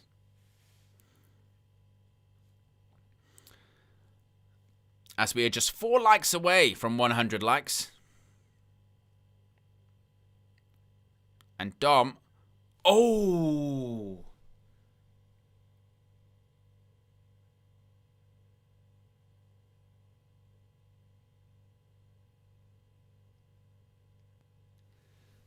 That's not good. That's not good. Okay, we've got a problem. Basically, Dom went for a Hurricane Runner onto Cena. Cena, I think, was meant to take it or powerbomb, and Dom's landed on his shoulder, and oh, it's bad. It's nasty. He's holding his shoulder, and this match might be over. This match might be over.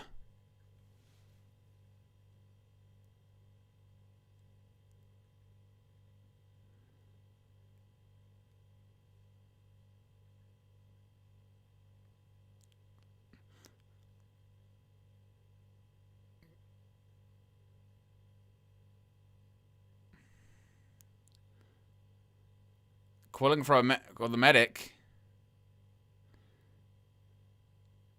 Is it a work? Is it a work?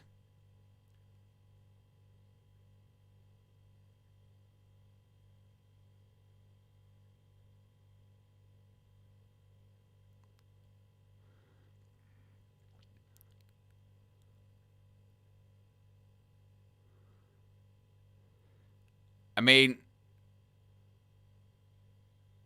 Raquel, whoa! Tahana bomb on Cena! Roxanne Perez, what the hell's... I don't even know what's going on. Pop rocks to Cena, what the hell's... Is this like... Oh no, he's fine! He's fine! It was a work! It was a work! It was a work! Ah, 619! It was a work! It was a work. Frog splash. Cover. Oh, the ref. Ref count the pin. You shit. Oh, when Seth Rollins does it, it's okay. Count the pin. Count the pin. Look at this. Dictator pattern in the ring.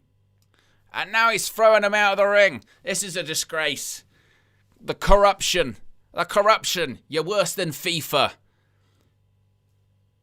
Sepp Blatter, excuse me, Chad Patton, throwing the Judgment Day out the ring. Corrupt. Corrupt. A Tahana bomb, pop rock, 619 and a frog splash. 1, 2, 3, that should be it. He outsmarted Cena, is what he did. He outsmarted him. And now, like I said, Dictator Chad has decided, well, I don't want to. You're nothing more than an American Howard Webb with your referee corruption. Uh-oh. Here we go. Shoulder tackles by Cena. Ducks the clothesline. And there's the back suplex.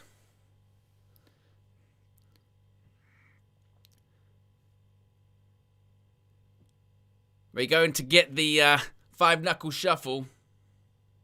Oh, you got it wrong. You were too quick. There you go. Cena gives the thumbs up. And there is the 5-knuckle shuffle. Uh-oh, Cena gonna go for an AA. Oh, Dom rolls through. Uh-oh, STF. STF.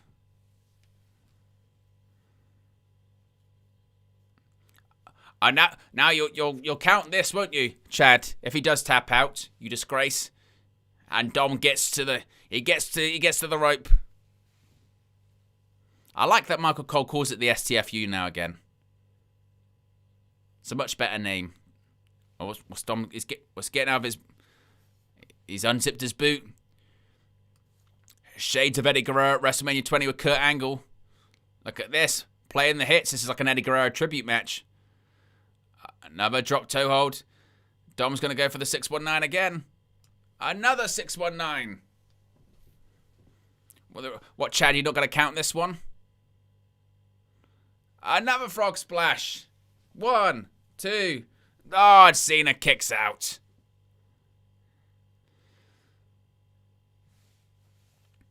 Well, I like the idea of this one of just Dom basically just consistently cheating. Just not even bothering really to wrestle, just constantly cheating. Using the Judgment Day, taking his boot off, every possible like way of cheating he possibly can. That would be quite fun. Uh-oh! AA! Another 1, 2. Oh, it kicks out. Look at that. As Mick Foley would call it, testicular fortitude.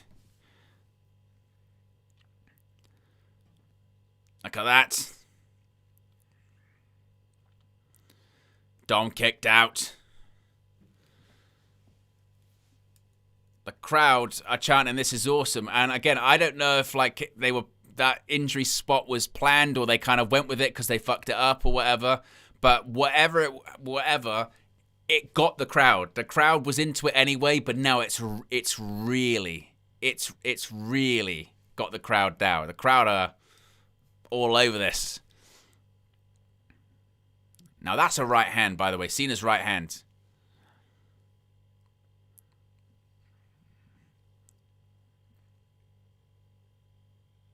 Dom delivers one of his own. Cena's, look at that right hand. Look at John Cena with the fluffy hair going on. Punch to the ribs. Oh, ducks under. Here we're gonna go. Gonna go 5 moves of doom again. Oh! Chad Patton, he got taken out. Deserved. Justice. That's what you get. Chad. Uh-oh. STFU again. Is now the time. I think Dom's going to tap because there's nobody around. Here come the Judgment Day. JD McDonough. Finn Balor. Good. Well, who's going to save Big Match John now? Surely Ray's coming out. Surely Ray's got to come out. It's San Diego.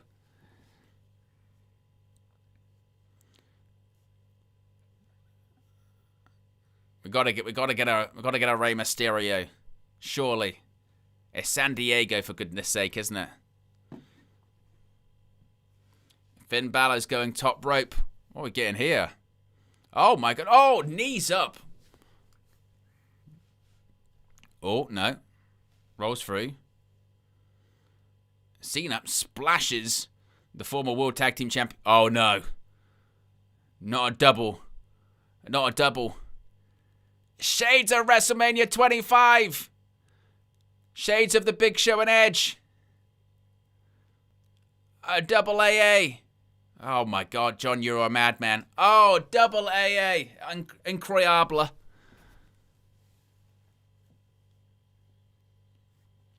Super Cena still got some super strength left. Oh. Dom's going to go for... Here we go. He's got the Intercontinental Championship bout. Nathaniel, you're right, isn't it, actually? It's nearly Christmas time.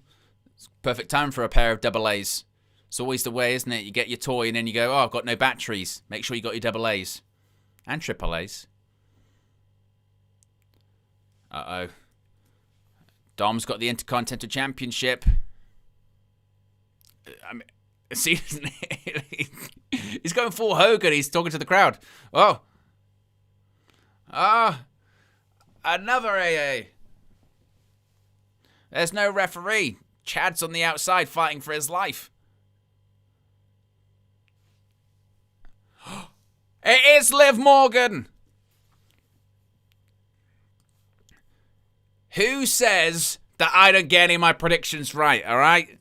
People go, why'd you do the major returns video? Why'd you do the major surprises? Yeah? I do them because these things happen. Yeah? Strike one, throw in. Liv Morgan's back. Uh-oh, Dom, you might be in trouble. You might be in trouble.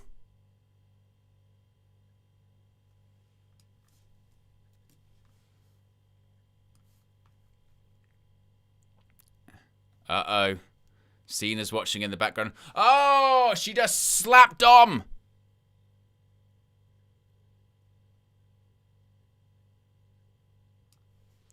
Cena's laughing.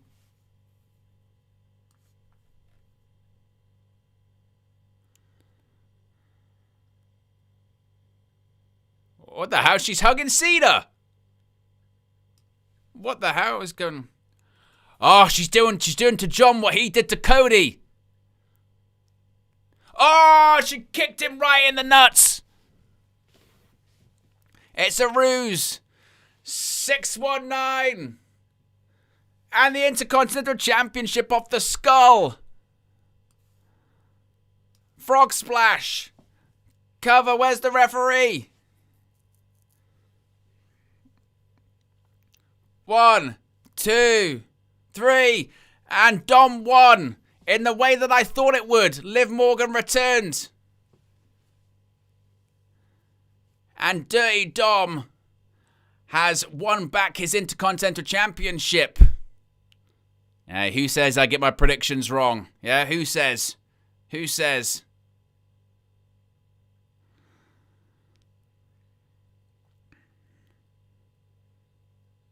Look at that.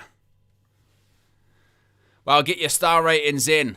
I mean, it's not a perfect match in the sense of, you know, a 5-star classic, but I'd give it, what, a 4? Something like that. Yeah, it's fun. Sports entertainment. And look at that. And that's if Cena has to lose, that's the way to do it, I think, in this match. Everything they did hit. Everything they did hit. Like a heck of a bump by Chad Patton as well. What have we got? Jadine gives it a 4. King of the Indies 4.5. Ridwan 4. S&M's 4.5. Chris 4.5. Jason 4. Bree 4.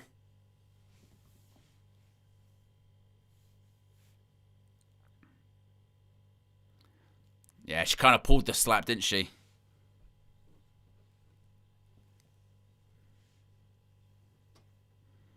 And then look at that. Shades of Cody at Elimination Chamber. Your sin will always catch up with you.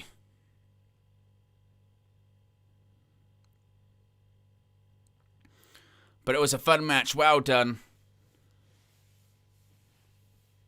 Shame because Cena's now going to lose, you know, his last 2 matches. But that's probably at Cena's request, frankly, isn't it?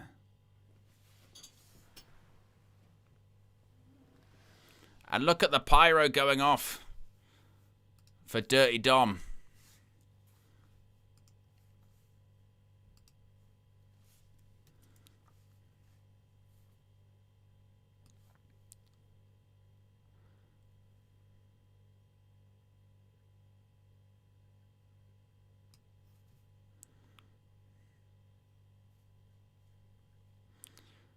Where was Ray, actually? Where was Ray?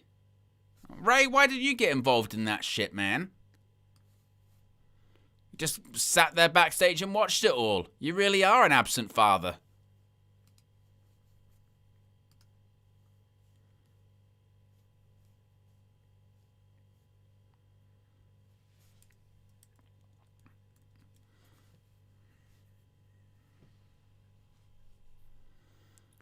John Cena getting back to his feet. This is when we're going to get some sad Cena spots.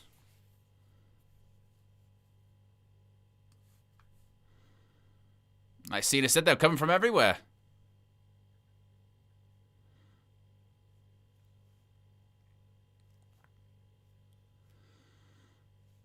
Crowd chants, thank you, Cena. And Cena waving goodbye to San Diego. Oh, I tell you what, I am not mentally prepared for a couple of weeks' time.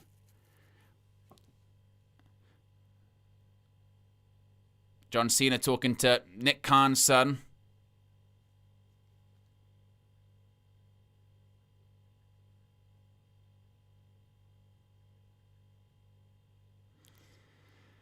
Oh, God. I tell you what, 2 weeks from tonight is John Cena's last match. I'm not prepared. I am not prepared.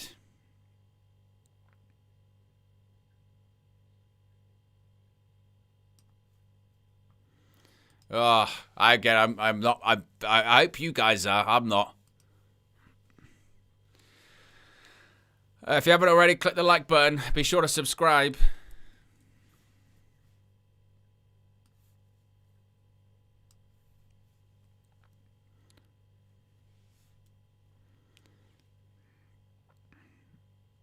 There you go. One more. Oh.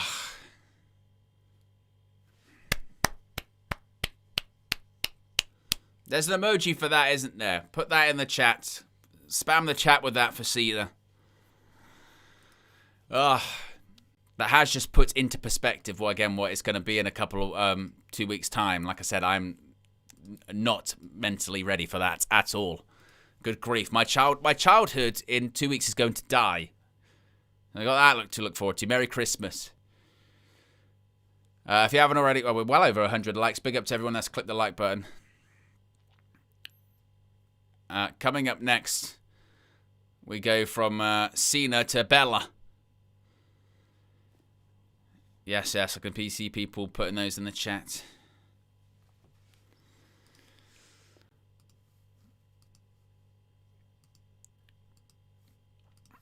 So coming up next is the Women's World Title match, as we see the adverts featuring the women of WWE for WrestleMania. Yeah. Jadine says, feel the same, bro. Well, my hope is that he doesn't get the Goldberg treatment, in the sense of like he loses the match and then they go, well, Cena, we'd love for you to have a nice promo segment, but we've run out of time. I mean, that one was on NBC as well as Peacock. This is just on Peacock, isn't it? So I don't know if they'll have the time. Maybe they will. You know, if it's on streaming, it's a bit different, isn't it? I suppose. But yeah. Jadine says CM Punk is the only one left for me to keep my childhood love for WWE alive. Well, there's, I mean, of the Cena era, it's Randy Orton. And technically people like Brock, isn't it, I suppose? I mean, Randy Orton's much more consistent, but they were still 2002 guys debuting after WrestleMania 18, wasn't it? That year, you had Brock obviously debut the night after WrestleMania 18. You had Randy Orton debut a few weeks later. John Cena in and around that time as well. Sort of June-ish of 2002. Who else is sort of still around in WWE from that time period? It's about it. So it's about it, but it's really... Oh, Rey Mysterio. That's right, Marv. Oh, God, we've got adverts. Yes, that's kind of it from 2002. And anyone... Who are the people that are even around that were wrestling pre that? I mean, you got people like Jericho, Edge, and Christian and that, but they're all in AEW. He was wrestling pre-2002. That's still going on this roster for WWE. That is. That's about it, isn't it? I think. Can't think of anyone else. Yeah, they're all retired or what have you. Definitely. And do you know what it also is now? Is like there's I don't. This is when you know you are starting to get older. Is when there's the John Cena generation, and but the current generation, there's a generation in between them. So the way I look at the sort of generations, you've got the Cena generation, which again is like Cena, Randy, Brock, etc. I guess you could have Punk in there as well. And then the next generation, that's Reigns, Rollins, Moxley, that generation, that's them.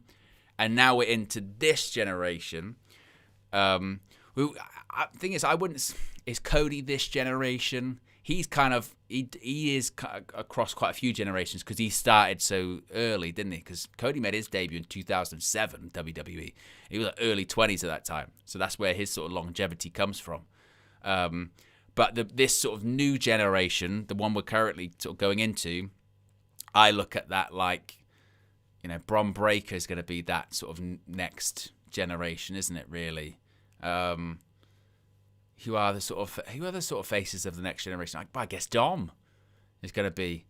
You probably put people like MJF there. People forget he's in his 20s still for AEW, and I still think eventually one day he's going to end up in WWE. Yeah, it's an interesting one because quite a few main eventers for WWE are quite old now, but that's the case for both companies really. Yeah, it's quite sad, isn't it? Oh, look at this. Somebody woke up.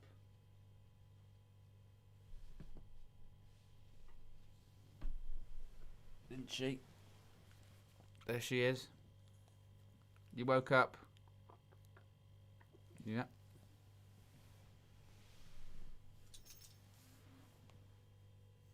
Bless her. If you haven't already, click the like button. Be sure to subscribe as well. She's probably confused by just everything that's going on, aren't you? Yes.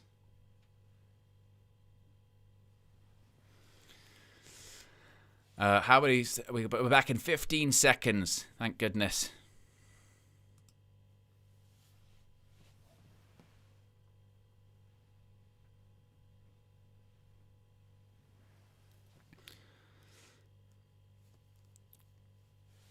I mean, so what's the updated and latest WWE video game? So 2K26 will be the next one that comes out, right? I wonder who's going to be sort of the cover star for that.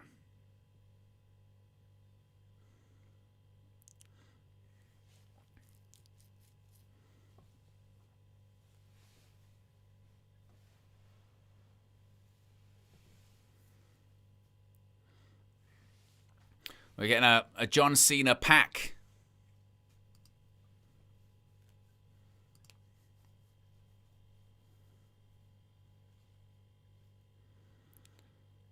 Includes Cena at WrestleMania 41, Dr. Thugonomics, Brock Lesnar, Ron Cena.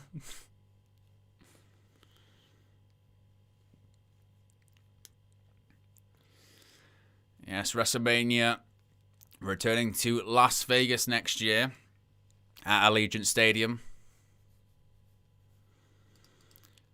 They're having the big push of ticket sales. If you can afford them, my goodness me, the price was ridiculous, isn't it?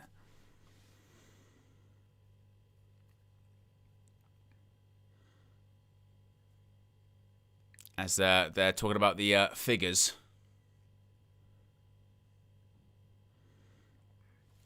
They've got the old school 1980s action figures.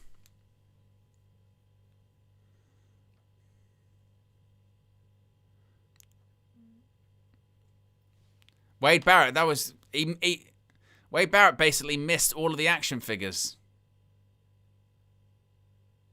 That was better. That one was better. He basically missed the desk. My goodness. I mean, he literally missed. Good grief.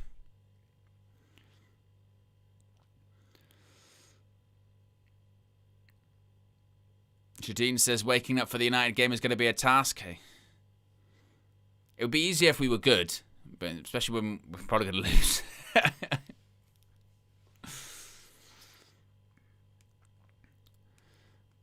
Yes, of course. It wouldn't be Survivor Series without...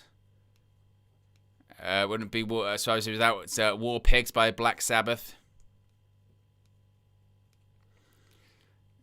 That's good by WWE. It's the charity version with all the profits going to Parkinson's research.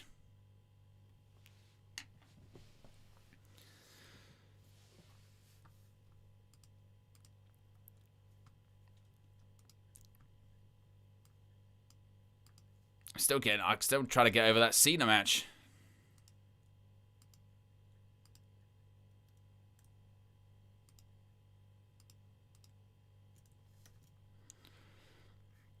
Well, here comes the WWE Hall of Famer, Nikki Bella.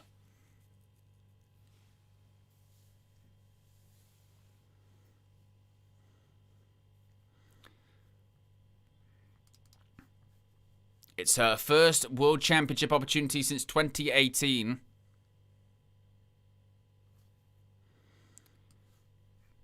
She was born in San Diego.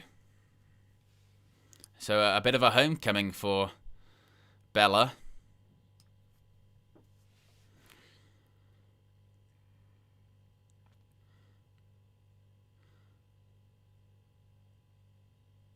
The question is, could Bella actually win the Women's World Championship? We just saw a title change. Maybe we see another. Maybe this is the time that Brie makes her return. That was one of my predictions. We'll see if it's a thing.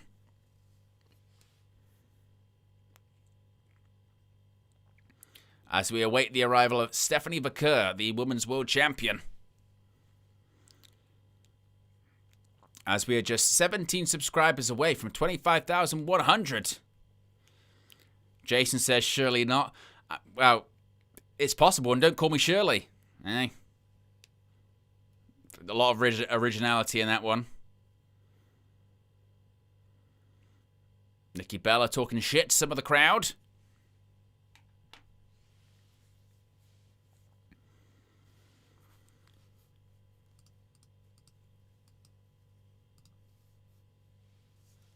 As here comes La Primera. What a year it's been for Stephanie Vaquer, by the way. Winning all the titles in NXT. Winning the Women's Battle Royal at Evolution. Winning the Women's World Championship at WrestlePalooza.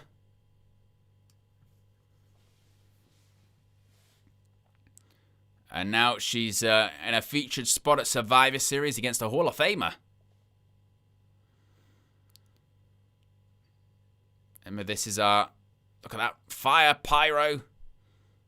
This is our penultimate match of the evening. After this, we've got the men's WarGames match.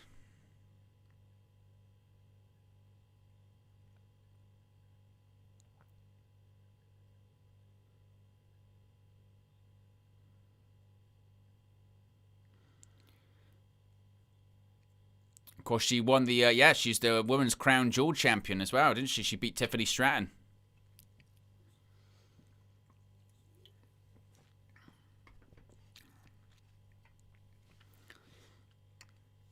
Well, look, if Brie Bella is under the ring, there's a lot of space for her because there's two of them.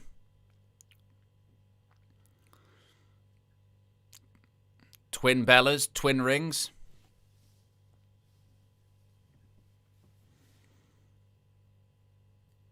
Possible.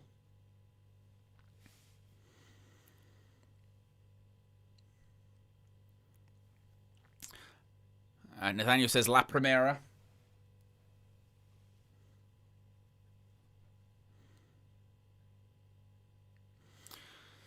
I look forward to the day that Vaquer turns heel and she uses the horns as a weapon. Poke someone in the eye.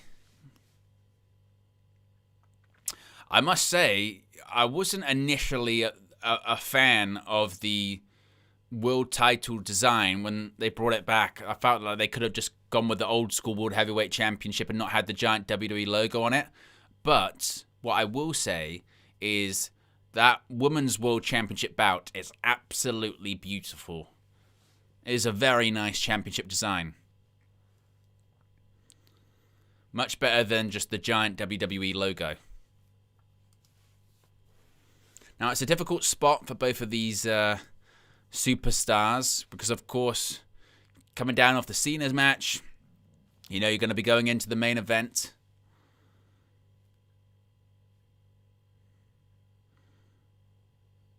But Nikki Bella got basically like a golf clap from the crowd.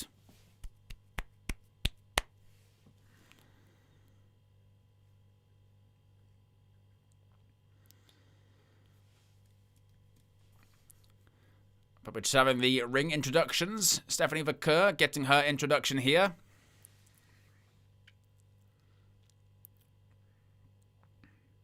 Stephanie Vaquer with one of those.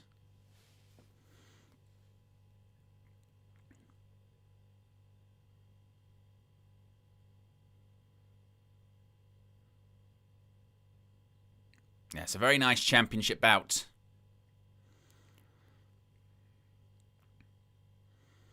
So the Women's World Championship on the line as we wait for the referee's bow. There it is. And look at this. Bella attacking Vaquer as soon as the bell rang. Vaquer was a bit distracted. This is where you got to have your head on a swivel.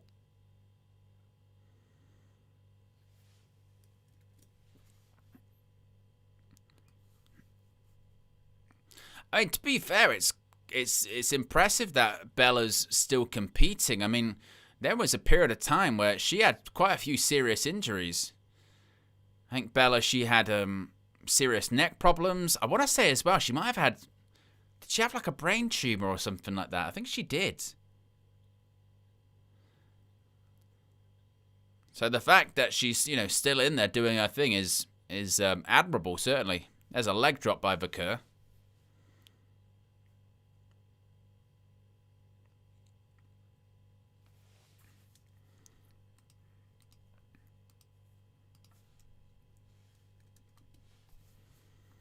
Look at these headbutts by Vaquer in the corner. My goodness.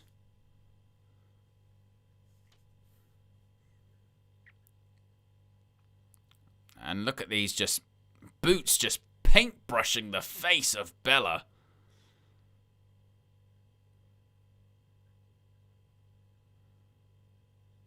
Oh, and she was going to go for that Meteora, but Nikki Bella gets out of the ring. Now she's at ringside. She looks just pretty pissed off. Went for a right hand, blocked.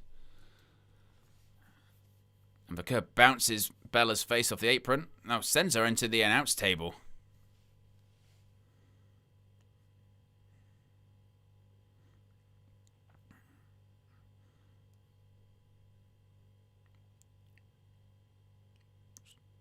What's Vaquer going for here? Now she's stomping on the neck. Oh, no. Oh. Vaquer's knee lands on the apron. Oh, wow. Sort of a face buster on the outside of the ring.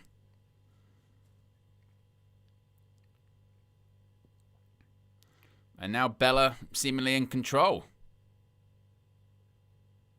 I had the camera there set up on that ring apron. I'm just saying. Just saying.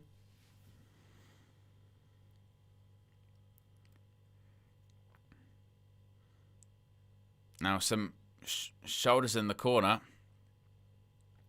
It does feel like, doesn't it, that Nikki Bella is trying to play heel wrestler quite a lot. You know what I mean? When they sort of try and play bad guy. That's one of my sort of pet peeves in wrestling. When someone tries to play bad guy.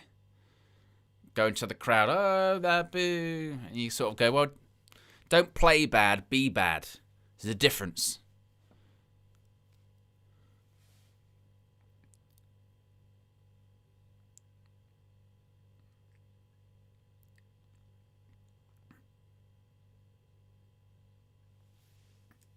Nikki Bella going with a submission in the ring.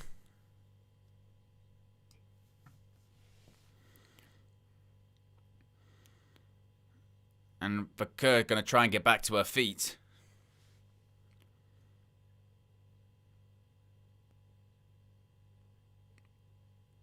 Oof. Bella just pulled down Vaquer into the canvas.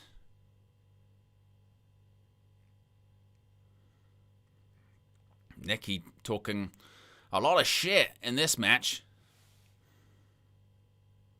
Irish whip into the rope. Oh, Vaquer. Kick to the chest. Bella, face buster. Vaquer takes a bump. Hits the ropes, and there's another swinging face buster. Couple of hair flicks. Cover. And a kick out at just around 2. And still to come, we've got the men's WarGames main event, an all-star studded lineup.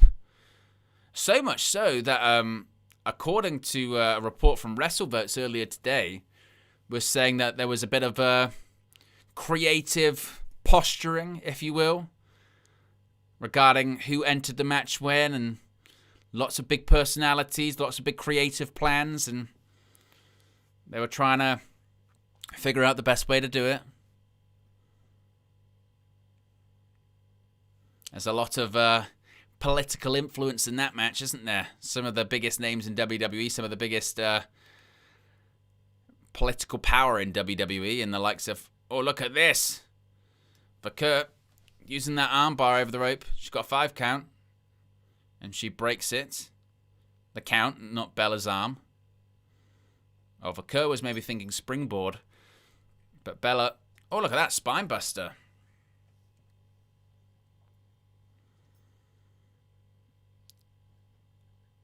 Bella bought herself a bit of time with that.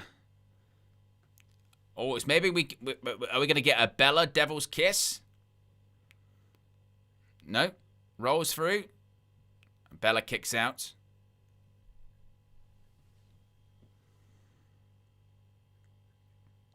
Uh-oh.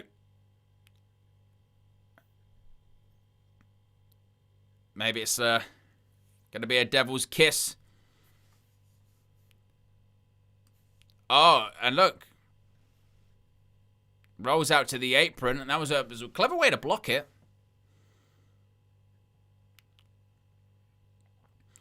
Or was Vaquer trying to do the Devil's Kiss on the apron? Oh. Hangs her up over the top rope there.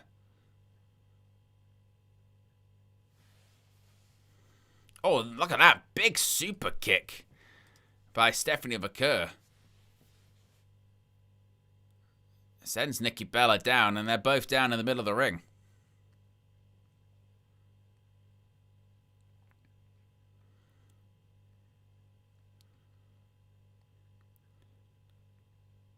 Crowd trying, to be fair, bless them, the crowd are trying.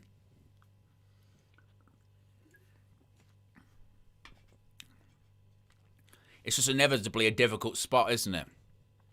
They've seen a WarGames match, they've seen Cena. Inevitably, they're going to come down for this one. Clothesline by Vaquer.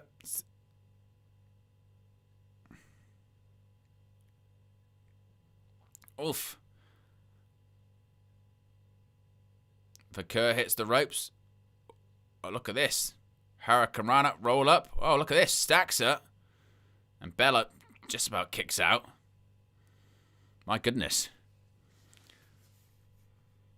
For a second there, I was worried that Bella wasn't going to kick out. Maybe this is going to be Meteora. Oh, no. Well, kind of got a boot up. I'm not sure how that was. She got... Oh, dragon screw. Nasty. Stephanie Vaquer's a badass, by the way, as well. Like, a legit badass. SBB. Oh. Is that going to be it? 2. Oh. Gotta say, isn't that a finish? It was a weird spot, wasn't it, Jason? It was very weird.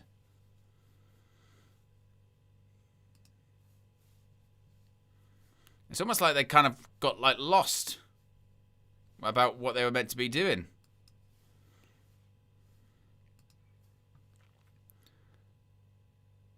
Went for Rack Attack 2.0. Vakur into the corner.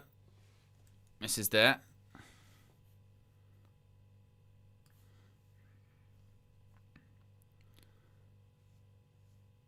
There we go. Oh, Meteora nasty.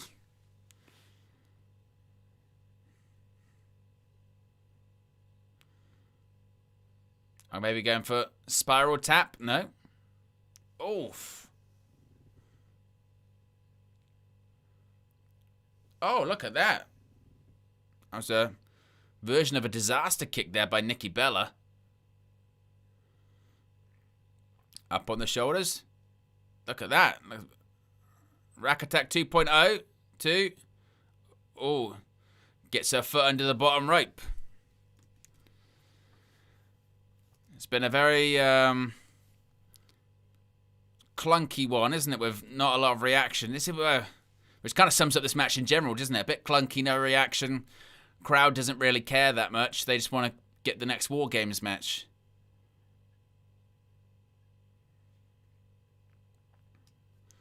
These forearms by Bella to Vakur.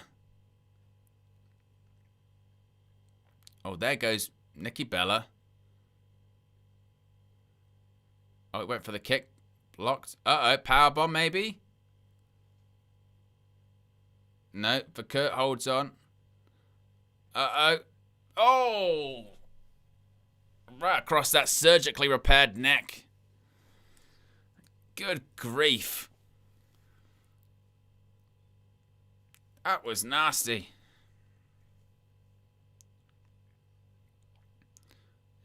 What's she going to do? She's going to Devil's Kiss her on the announce table, maybe?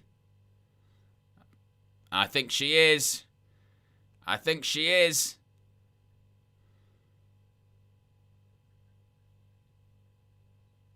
Uh-oh. Here we go.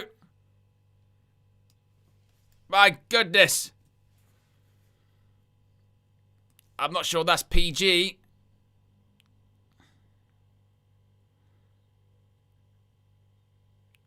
I mean, because, to be honest, Vakur's knees, when her career is said and done, her knees are going to be a mess. Having to do that all the time.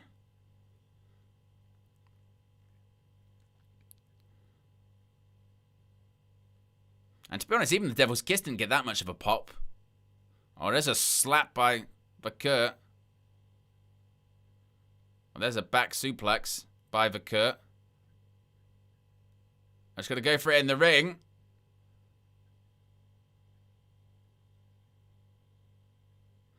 I mean, to be honest, it looks... Nikki Bella, I look quite rough on her.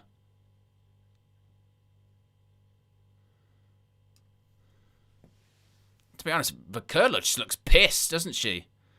I don't know if she's just... That's the story of the match, but she just looks a bit frustrated, doesn't she? Here we go. Oh my god. Spiral tap again. And Vakur wins. I mean, get your star ratings in for that one.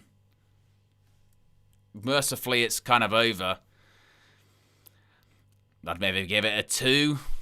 Maybe give it a 2. That's be probably being quite generous as well.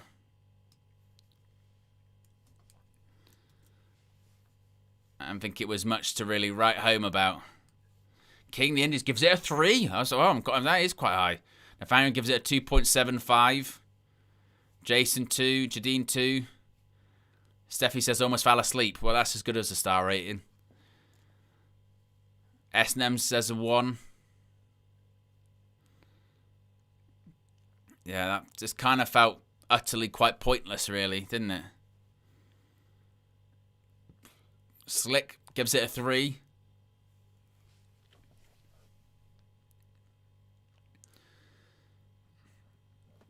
was the first of 2 devil kisses, or devil's kiss maneuvers, should I say. And of course got the victory of the twist and corkscrew. I shouldn't call it the spiral tap, as AJ Styles has said it's different.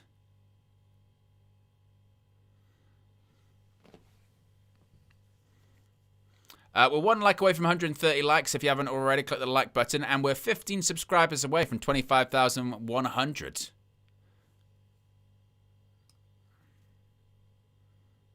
So Stephanie Vaquer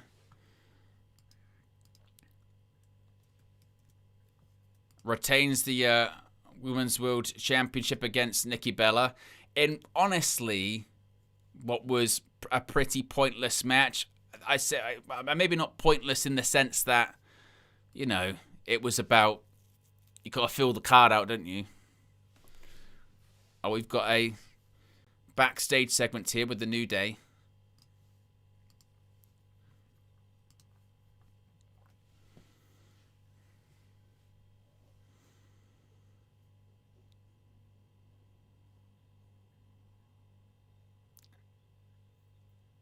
It's got. I thought a backstage segment. It's got to be some form of advertisement. Of course it is. It's WWE Supercard. Does anyone even play that?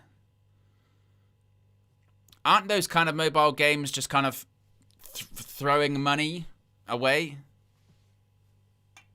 Isn't that what those things are?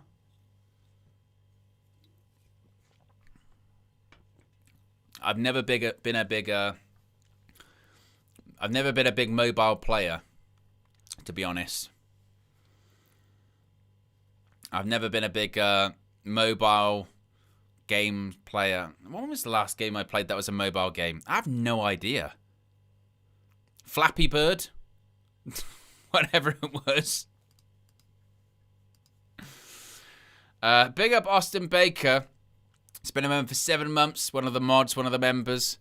Over from United View as well says, yo, 7 months sure goes by fast, and I missed the full show due to sleeping for tomorrow's game. Hey, I don't blame you.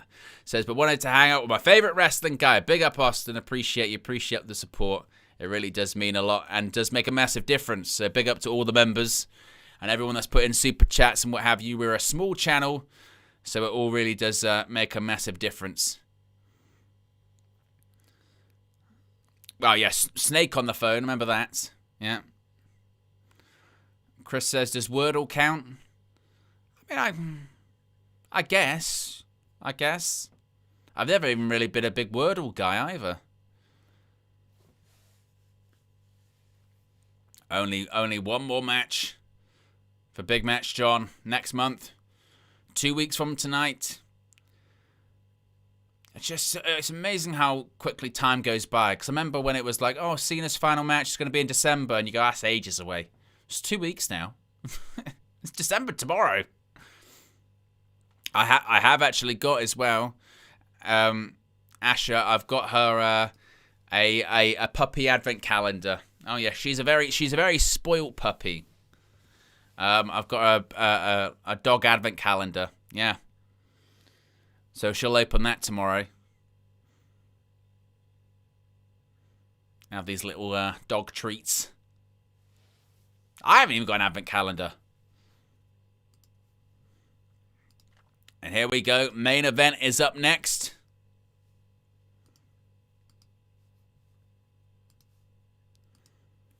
Time for war. It is WarGames. To be honest, I did think about getting an advent calendar for myself. And then I was like, because I would just, if I'm, particularly with chocolate, if I have one square of chocolate, I find it very difficult to stop at one. And I'm doing my best to try and stop at one. But I was like, I'll save up the sweets and chocolate for Christmas. I usually do. But to be fair, if I have to listen to this Netflix advert music more, then maybe I'll just eat the whole thing till I pass out, because I can't be bothered to listen to this music. If you haven't already, click the like button. We're 8 likes away from 140 likes and 15 subscribers away from 25,100. It's right, Ridvan. The portion is too small. And do you know what is one of my biggest frustrations with advent calendars? Yeah, and this might be me speaking about out of turn here because I don't know what is the correct way to do it. But you know those advent calendars that only have 24 windows instead of 25? That's annoying, isn't it? But then when you get to Christmas Day, do you really need the sort of 25th number on there? I mean, it's food galore on that day, so there's no real, does it matter? But to me, it does. It always annoys me. Go 24, where's 25? And they go, oh, there isn't 25. You go, oh, there isn't 25. Oh. And you have to learn an important lesson as well, actually, growing up. I think a lot of children learn this, if you have advent calendars when you grow up, is this happened to me. Your parents go, for instance, they'll go, you like Man United? You go, yeah. Or you like wrestling? Yeah. And they go, well, I've got you a WWE advent calendar. And you go, oh, you got me a WWE advent calendar. That's great. It's great. But the problem is, if it's branded like that, so if it's a WWE advent calendar or a Man United advent calendar, or say your favorite TV show advent calendar, so let's say, I don't know, like a Rick and Morty advent calendar, it will look great, but the chances are the chocolate will taste like shit. It is just unfortunate because you're paying for the brand, not for the chocolate. So if you want good chocolate, then you have to get a chocolate brand advent calendar. So get a Cadbury's, get a Galaxy, get a Malteser, whatever your favorite chocolate is. That's what you've got to do. Because if you get like a Man United one, a WWE one, your favorite TV show one, it's not going to be good. It's not. It's going to be crap. Like, it's going to be to the point that when you have that tiny square of chocolate every day, you'll start resenting it and go, no, I just don't, I can't. It'll turn into a bush tucker trial. And you're like, oh my God, I don't want it. No. So you have to always go with a chocolate brand, and then you will enjoy it. Same with Christmas tree decorations as well. But they are dangerous. The Christmas tree decorations that are like chocolate ones, so for instance, if you get like Cadbury's ones, they will just disappear. They just vanish, and they're very Moorish, very, very, very Moorish. In fact, so much so sometimes I don't even put them up till later on because I know they'll be gone. You just can't do it. Chris says bounty. Chris, where's my soundboard button? Bounty. Disgraceful. Absolutely disgraceful.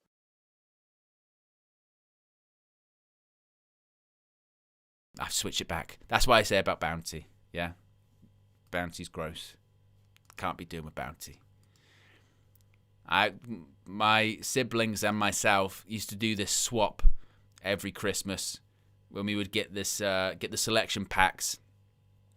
That interestingly enough, Santa Claus brought the same selection pack for me and my siblings. It was very interesting, and we'd all open them at different times. I would get the Crunchies, my brother would get the Snickers, and my sister would get the Bounties because that's the one we liked. Because I love a Crunchie. Honeycomb, delicious.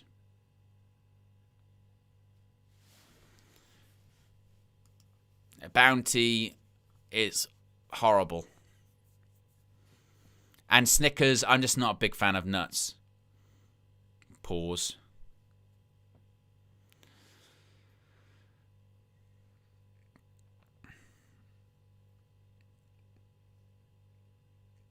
Steffi says, how are you with cavities? I've only ever had one filling in my whole life.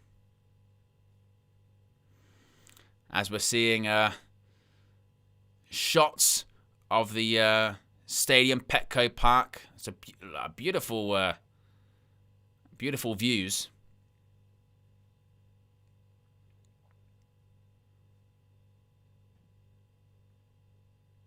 As we prepare for our main event.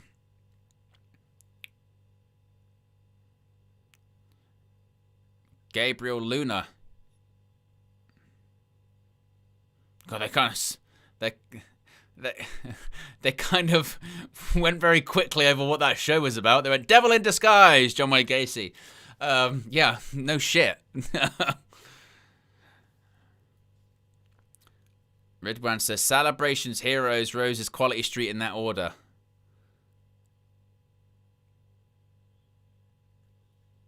Danielle Fischel. She got a big pop, didn't she? Who is she? I don't know who that is.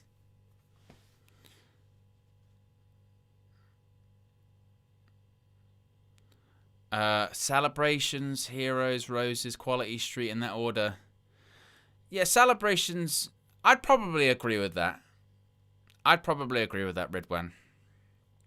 I'm not massive on Roses and Quality Street, to be honest. Which I think means I'm a brand snob. Because Celebration and Heroes have branded chocolate. But what is bullshit with actually all of those is the tins are getting way smaller, which is a disgrace.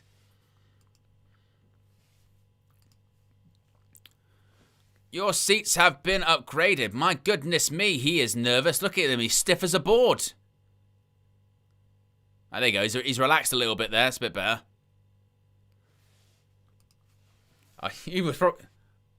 Are you kidding me?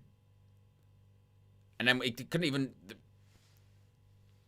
He was like that. That's great. It's fair, I would be the same. If Roxanne Perez was in front of me, I probably wouldn't be able to talk. I'd just probably have to do a thumbs up. Your seats have been upgraded, Owen. Are you happy with that? Can you talk?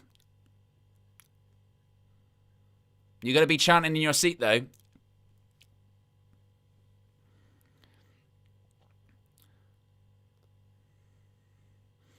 $46,016 at Survivor Series this evening.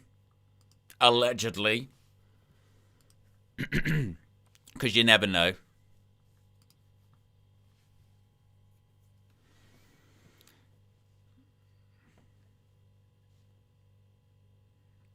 God, they got a lot of lights going on, don't they? A lot of spotlights.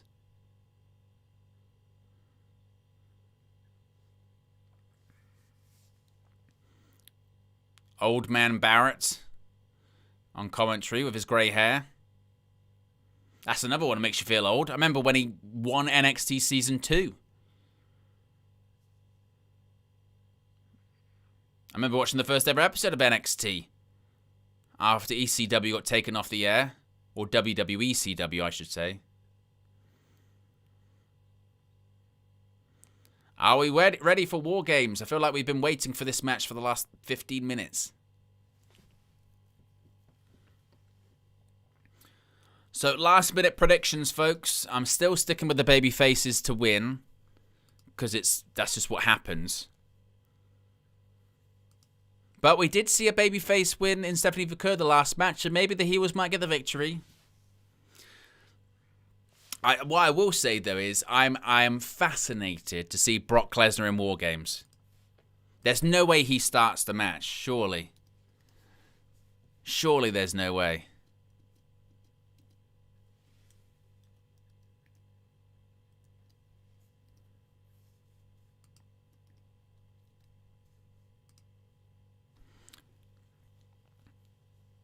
It's time for... WarGames! Yes. That's right, what it is. What's it time for? WarGames! Yeah, that's what it's time for. William Regal. I've got my sounds. WarGames! Yes.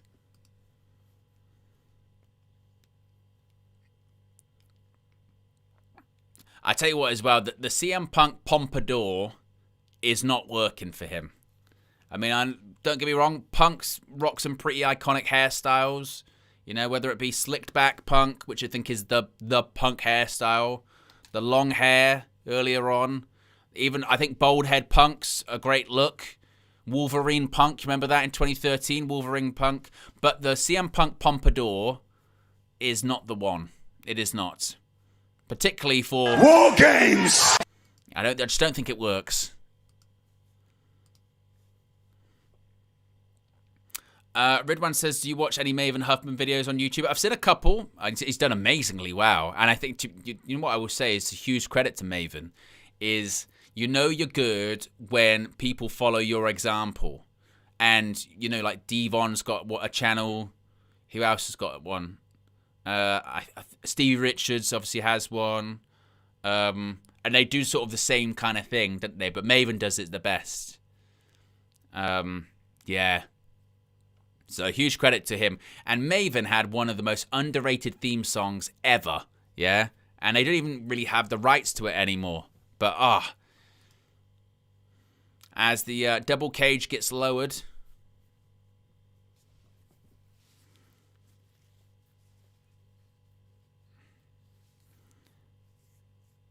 And whilst the double cage continues to get lowered, I can press the button again. WarGames! Yeah.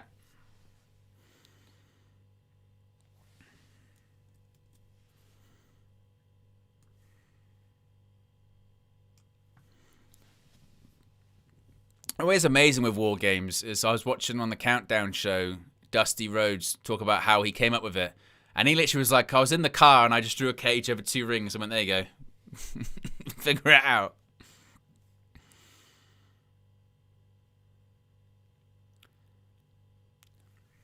So last second predictions. Who's gonna start? Who's gonna start the match? What we saying?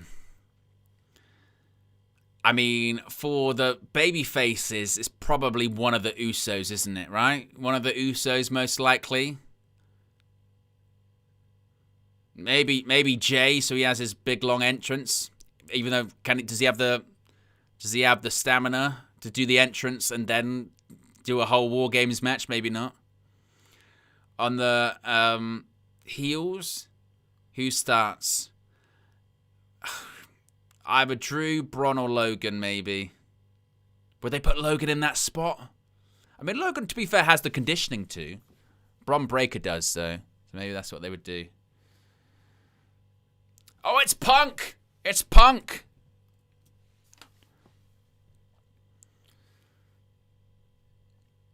Well, Captain Phil is leading by example. As the crowd serenades the WWE World Heavyweight Champion. Look at him, he's got a jacket that says Larry's dad. I respect it, Punk, yeah?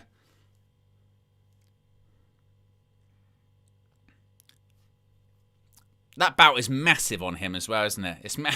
That bout is huge. Looks like Michelle McCool with the Divas title.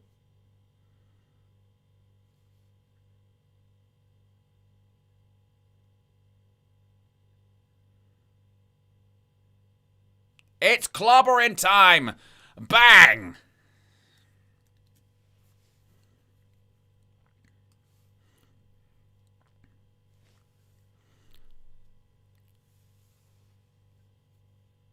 Now, what would be hilarious, yeah, if it was Brock and then Brock just beat the shit out of him for like 5 minutes, would be hilarious. I don't think it is. I'm now going to say I think maybe Drew. I think maybe Drew now starts this. I think they'll do Punk and Drew again. I think that's where they'll go.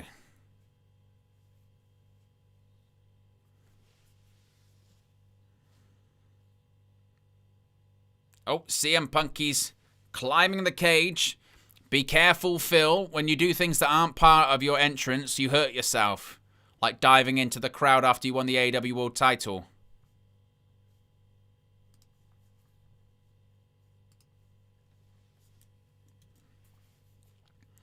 So Pepsi Phil's on top of the cage.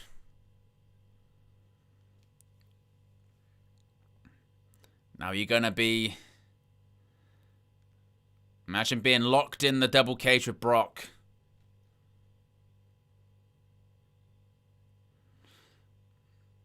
that would be cool just to see Brock destroy him for like 5 minutes. But Brock, by that point, can you imagine how much he would be sweating? Brock Lesnar, whenever he does a match, and he doesn't even do that much in the match, he's like dripping with sweat, isn't he? Let alone if he had to do like 50 minutes. I don't know if we've ever seen Brock do that.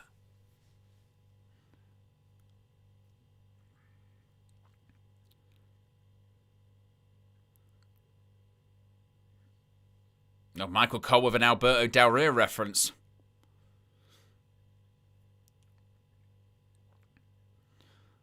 Punk holding up the World Heavyweight Championship.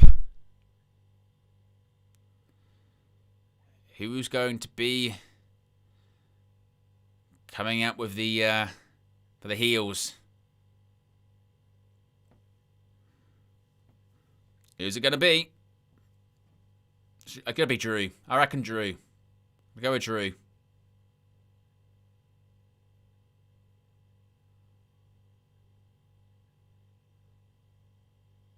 Who is it? We await. Crowd chants CM Punk. Of course, returned to WWE 2 years ago at this very PLE. Who is it? We wait. It is Bron Breakker. By the way, the music for WWE sucks so much. Like, whenever they play it, it takes like a second and a half to figure out who it is. You know what I mean? So, like, the siren played of Bron Breakker's theme, and people thought the double cage was luring again. I mean, it's not the worst one that the Death Rebel have done. But it's Bron Breakker. I mean, the irony of WWE's music producers being called deaf.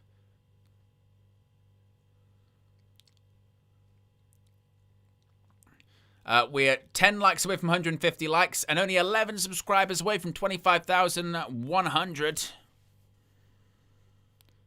It's Bron Breakker versus CM Punk. We'll kick this off.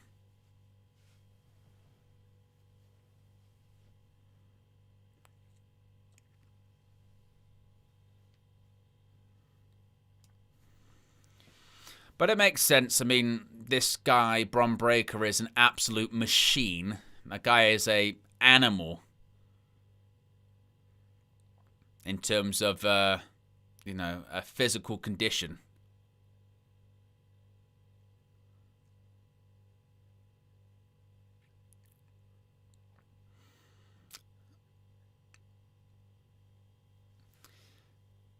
So here we go. Remember, the match does not officially begin until every single competitor is in it. Punk's got a proper salt and pepper beard, doesn't he? He's got like a half dark goatee mixed in with a bit of grey and grey on the sides.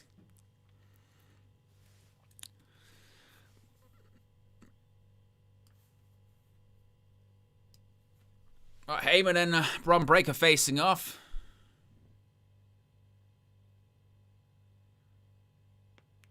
CM Punk putting one to look at him, acknowledging Roman Reigns. Clock is underway. 4 minutes, 30 seconds.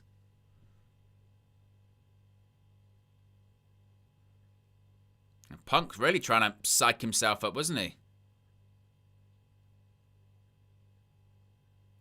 Breakker, I mean, Punk just kind of fell over.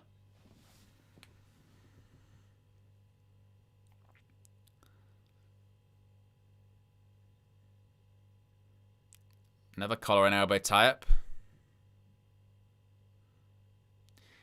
As it be, I was trying to, they always talk about how tanned Bron Breakker is, yeah? Is it me? Or is Bron Breakker, he doesn't look tanned this evening, he looks green. Or is that my eyes just, like, being bad? Bron Breakker isn't tanned, he's green. his arms and that, they're green. He looks like the Hulk. Yeah, he's green. Is that by design? He literally looks green. There's a body slam by Bron Breakker.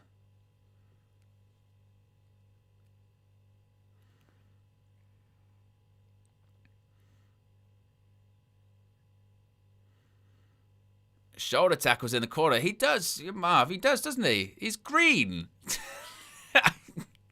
Oh, nice kick by CM Punk. That was quick by Punk. Yeah, it's like he got the fake tan and went, oh, I got the wrong shade. And they went, oh, I'll just put it on anyway. They went, it's green. It's got the fake tan of the Hulk.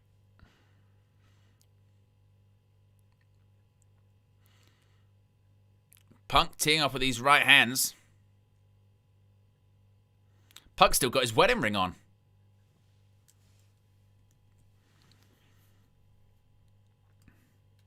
Oof. Just grabs Punk by the throat. Oh my goodness me. Look at the ease. Military press. Oh, he went to throw him into the cage.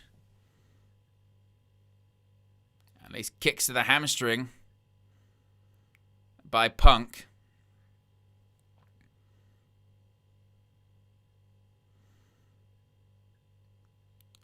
Double axe handle sends Bron Breakker down. I can't unsee it now.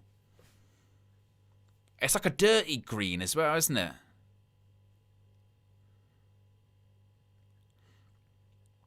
Oh, catches him. Oh, look at that, just that throw. Oh. As someone said in the chat, yeah, Jadine, the Thing versus the Hulk. It's Clobber in Time versus Bron Smash.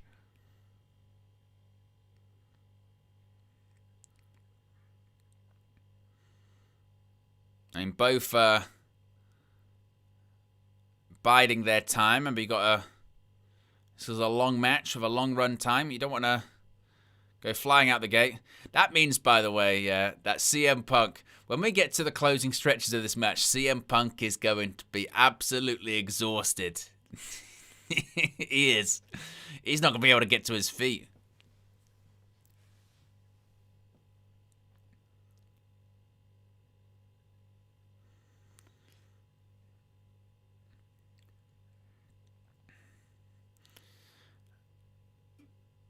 Bron Breakker getting CM Punk on the top rope.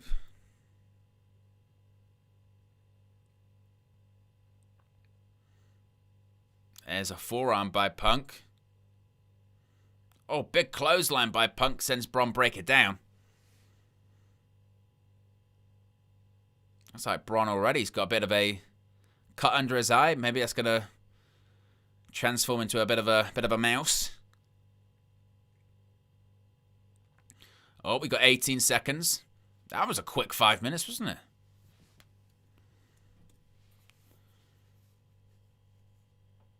Here we go. 8, 7, 5, 4, 3, 2, 1. Who is it going to be for the heels? Ah, there we go. It is Drew McIntyre. I thought he might be first, but he's second. A rivalry resumed. Drew is not a fan of Fragile Phil. The last time they met, it was inside Hell in a Cell. And now they're back inside the cage again.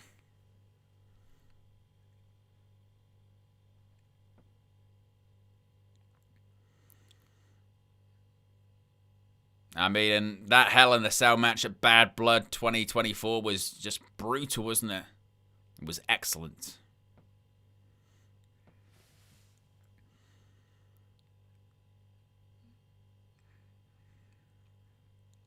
Now, interestingly, the competitors haven't been bringing in weapons, like in the women's match.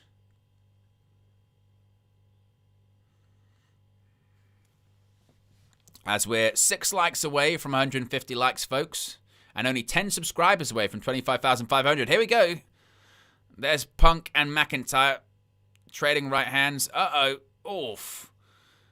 McIntyre ducks the right hand and Punk, Irish whip. McIntyre sent into the corner. Punk already looks exhausted, by the way. Punk, you've only been in there like 5 minutes. It's a 5-minute match. Been going like 5 minutes, Punk. You look exhausted already.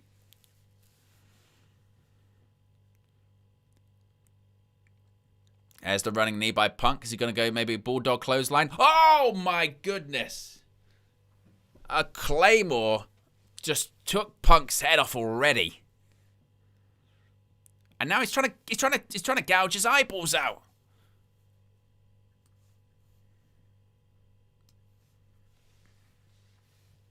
Whew. Good grief. And Punk thrown into the cage. See, this is where you should get color. Get color. Use a blade. Thrown into the cage, Claymore. Get some blood going. What is this? What are they doing? Oh, wow.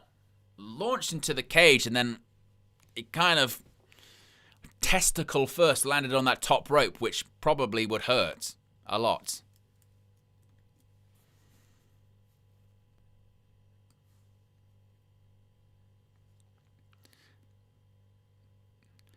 See, Drew's trying to hardway him. I feel like Drew's trying to hardway him. I thought for a second because those punches were real, and I felt like for a second he was trying to hardway him. I think Punk wants some color. I don't think he got him, and he won't have to ask McIntyre twice. Punch me so hard I bleed.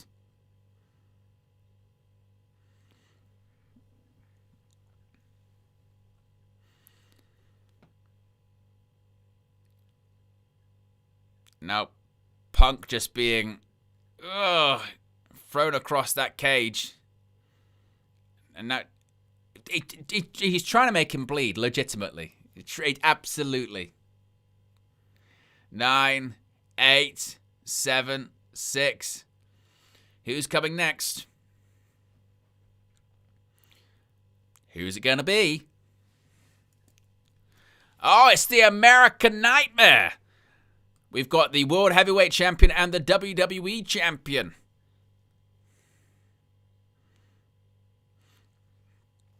QB1 is on his way to the ring.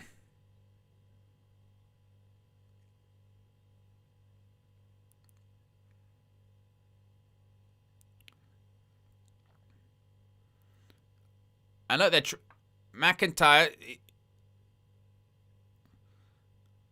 He's trying to block Cody. You've got to climb in then, Cody. Codester. Why do I feel like they just stopped Rhodes getting in there so he could do his entrance? Uh-oh. Oh my goodness me. Crossbody from the top of the cage. Wow. I've got to get the woe in. Well, you got to die from the top of the cage then. Oh, floats over. There you go, Cody Cutter. Yeah.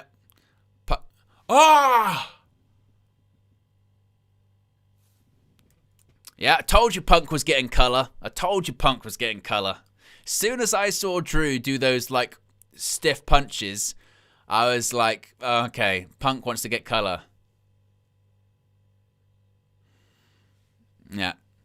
You could tell with Punk. He's a wrestling historian. WarGames, you gotta get color, ain't you?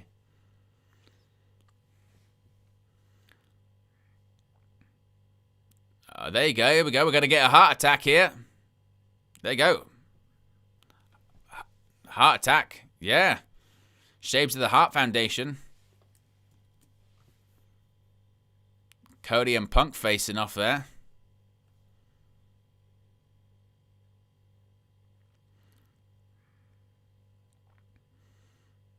We're getting Doomsday Device, maybe?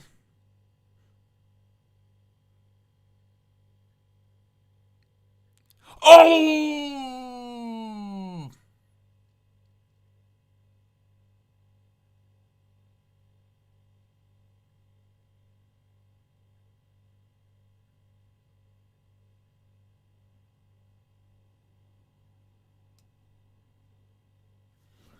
Doomsday Device and Bron Breakker just landed on his neck. Is he okay? Is he alright?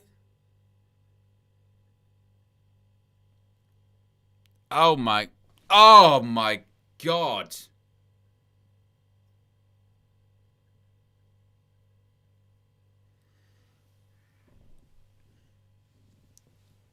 That was, I remember, who was it? It was,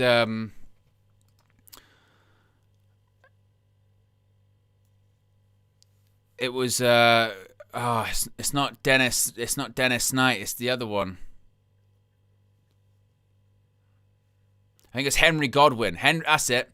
Henry Godwinn, they did the Doomsday Device to him, and that's how he broke his neck. He broke his neck taking the Doomsday Device in the 90s.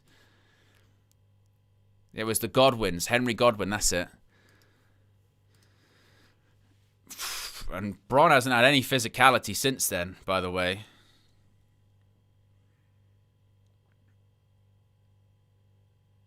Well, here comes Logan Paul.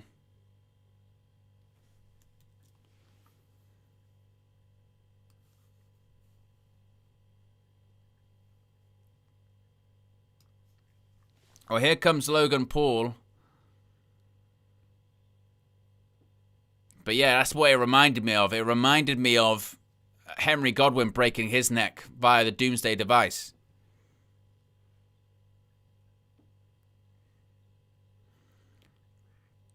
Well, here's Logan Paul.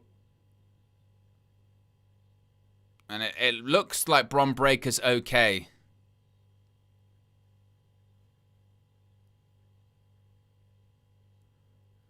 Like, Bron Breakker's moving around and he's involved in the match. The problem is, he might be knocked loopy, but I don't know.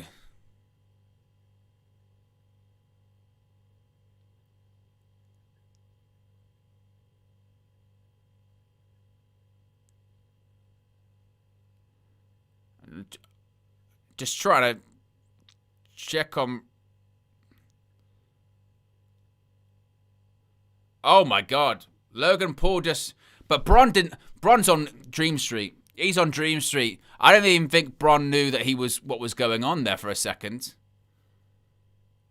Bron didn't even know, I think, that spot was even happening. Like, Bron Breakker's just kind of like idling around the ring. Right, he's got a chair now. Is he alright? I think he's okay. Even if he hasn't done his neck, then maybe he'll have like a concussion or something.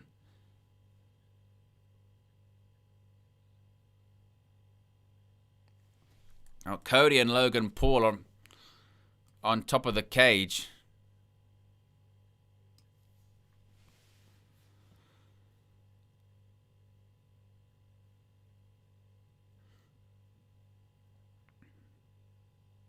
Oof.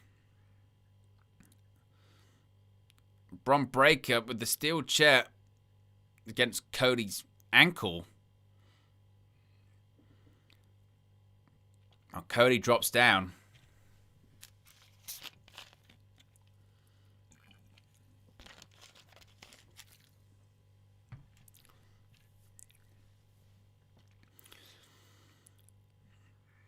So what we saying now is going to happen? Probably what? The Usos come out and then Roman last.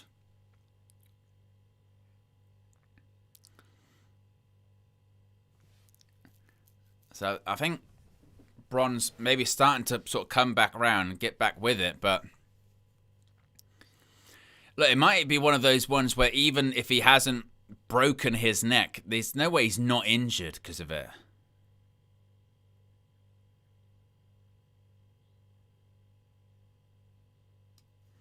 Double suplex by Drew McIntyre and Logan Paul. But that, honestly, that again, it reminded me of the Godwinns, where Henry Godwinn broke his neck, taking the Doomsday Device on Raw in the 90s. Here comes one of the Usos, I bet.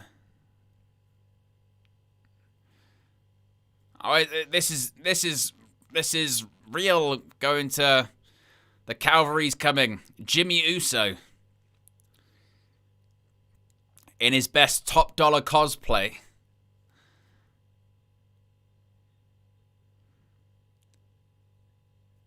So it's going to be that Jey Uso will be next, and then Roman Reigns. Well, he just got the door slammed into him, so I think Braun's all right. But, well, we're one like away from 150 likes, by the way, folks. If you haven't already, click the like button. And be sure to subscribe if you are new.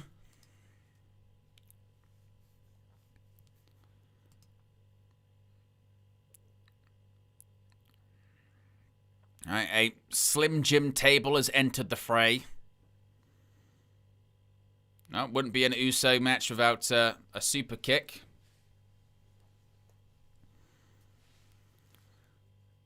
Well, there's a Samoan drop by Jimmy Uso to Logan Paul, but Bron Breakker.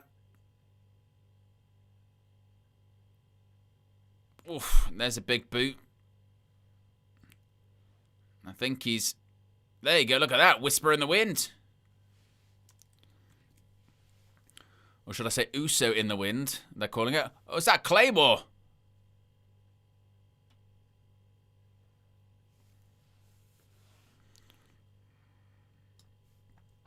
Oh, Cody Rhodes sent into the cage. Well, Punk did get color, but I don't think the color lasted very long.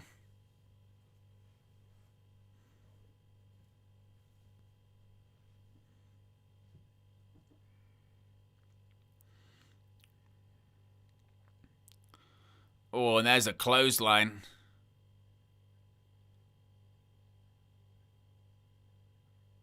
I mean, fortunately, Bron Breakker's got a very thick neck, very muscular neck. Maybe it's one of those ones where because of the sort of muscle he's got around it, it sort of helps him and protects him. Similar to Brock when he did the shooting star press against Kurt Angle at WrestleMania 19. You know, if it was an average person, it would have broken their neck, but his neck's so big and thick that it protected him. Kind of just missed it. There was a Frankenstein. I think he's all right. Just say a Frankenstein or a Cody. So I think he might be okay. Look at this. Good grief. Unbelievable.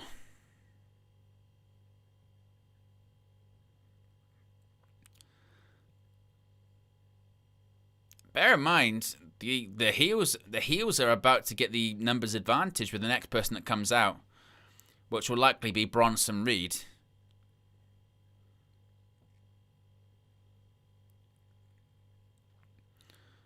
As Logan Paul just stomps on the hip of CM Punk. As we are 5 subscribers away from 25,100, by the way, guys. 10 seconds left. Oh, there's a clothesline. Oh, Cody's got color. They're getting color their own ways. If you can't blade, we're still going to get color. Yep. Here comes Bronson Reed. Now, no tsunami off the top of the cage. You broke your ankle last time you did it.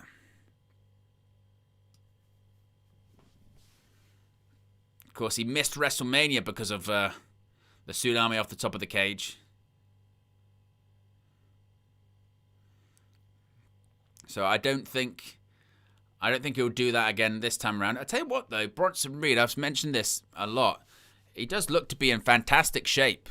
He's lost quite a considerable amount of timber. Uh-oh. Tsunami! Oh, my God. Oh, no, we're going to get another one. Uh-oh. Here's another tsunami. Oh. I said about Vaker's knees being destroyed. I tell you what, Bronson Reed's will be absolutely destroyed. Look, he's shaking the cage. This time, oh, good God. 300 pounds coming off the top rope. I mean, his knees are gonna be so shot. Oh, by the way, the one he hit on Punk was definitely the worst one as well. He left a little bit on that Punk one. It's like Yokozuna with the bonsai drop. He can protect you, or he can really, really hurt you. Oof.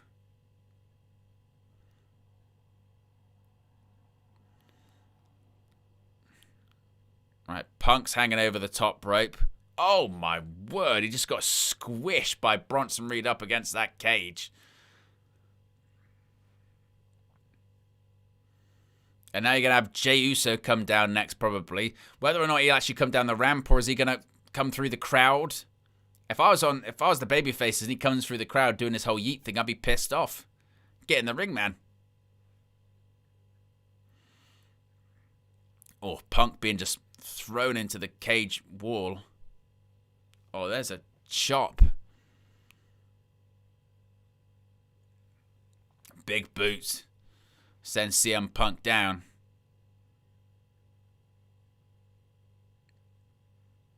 McIntyre still going after Pepsi Phil.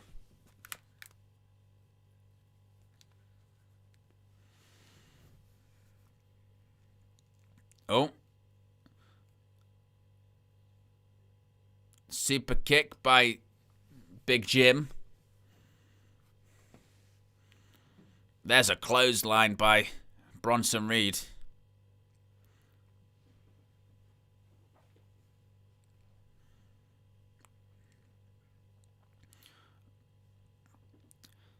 "15 seconds. Everyone knows it's not going to be Roman Reigns. Everyone knows it's going to be Jey. They've already started doing the yeet stuff. Oh my God, what was that?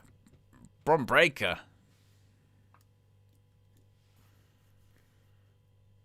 Yeah, I'm shocked. It's Jey Uso.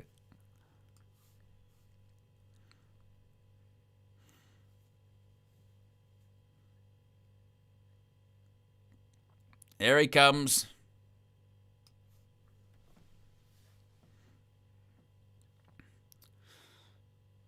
Go on, Jey. It's the slowest run I've ever seen.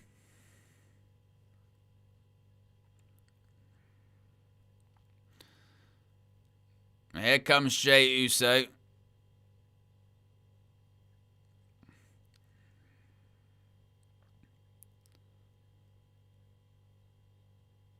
Right, Jey Uso into the ring. There's a super kick to Bronson Reed. Blocks one from Bron Breakker. Right, we got 3 minutes and then Brock Lesnar's entering WarGames, which is a pretty unbelievable statement, isn't it?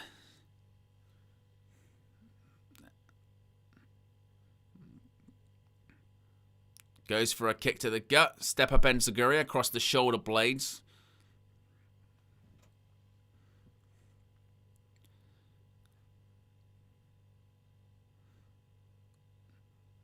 There you go. Hip attack in the corner. And another one to Bron Breakker. Breakker must be fine because he's taken quite a few blows to the head ever since he nearly got paralyzed.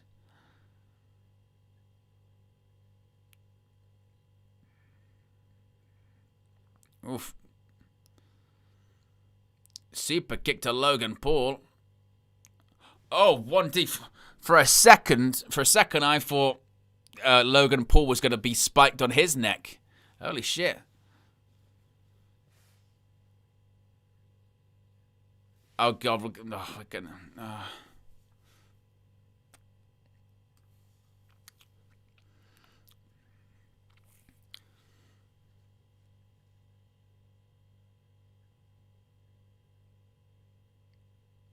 We're doing the entrance again during War. Game's gone. Game's gone. Game's gone. Game's gone. Game's gone. No. Game's gone. Yeah, well, I tell you what. Brock Lesnar coming in. Jey, you should get dropped on your head for this shit. Look at this. He's on the top of the cage doing the yeet shit. Game's gone. Game's gone. Yeah. CM Punk hitting people with chairs because stupid. Look at him. He's dry humping a cable. What's he doing? Yeah, good. Good. Good. Here comes Brock.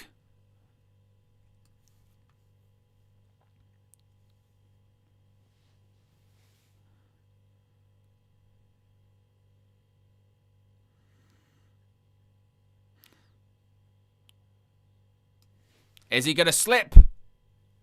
No slip this time.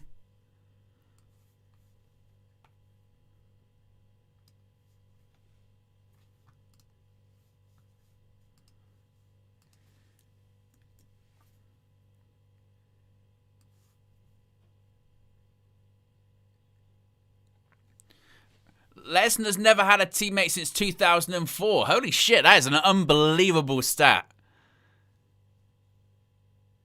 Last time he had a match where he had a teammate was 2004. Oh my god. Oh my god, he's gonna kill literally. Holy shit. Oh, he just threw the oh my god, this is madness. I think he just dropped CM Punk on his head. Oh my god. Fucking Christ. He threw Jimmy Uso into a table, by the way. It's already broken. I don't think that was meant to happen. Oh, my God.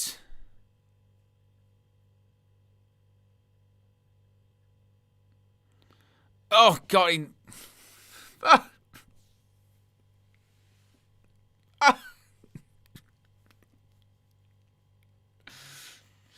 Oh, no. F5 to Jimmy Uso. Oh no. F5 to CM Punk. F5 to Cody Rhodes.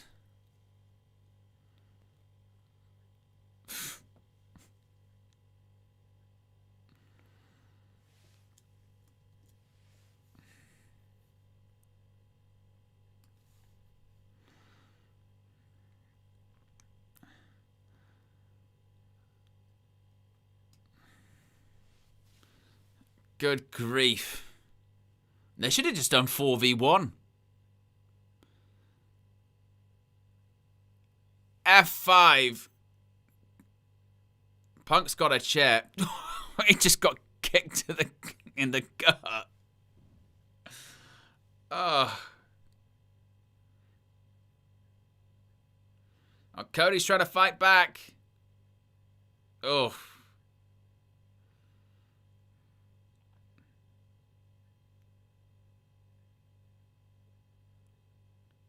Oh, what a belly-to-belly suplex. Holy shit. Ugh.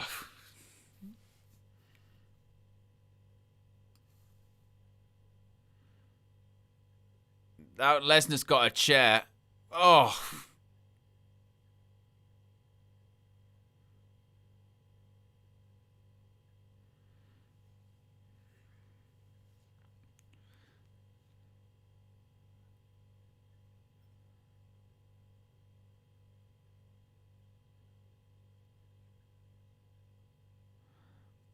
He's waiting for him to arrive.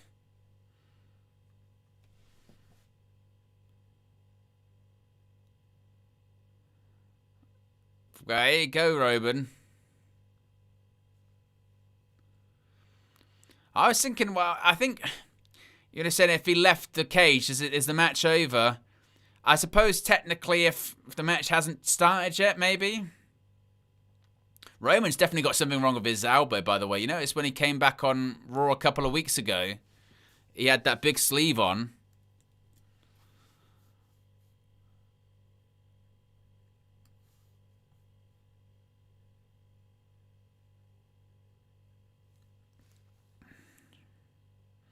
The match hasn't started yet, so yeah, again, it's all right. And Brock's taking his gloves off.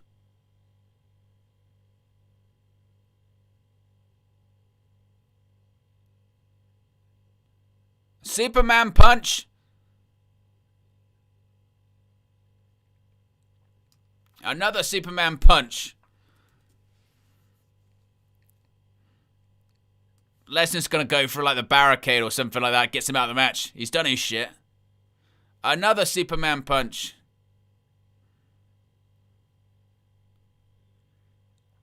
What the hell is happening here? Oh, he caught him. He caught him. F5 through the table.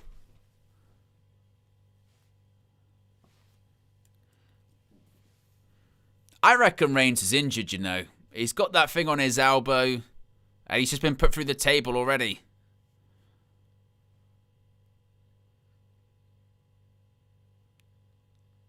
Caught, and then through. Oh, God. The table collapses. Lesnar's an animal. Off. And then Reigns thrown into the cage.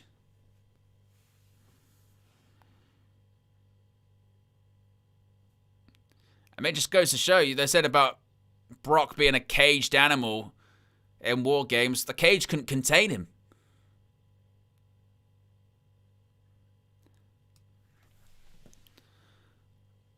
Oof.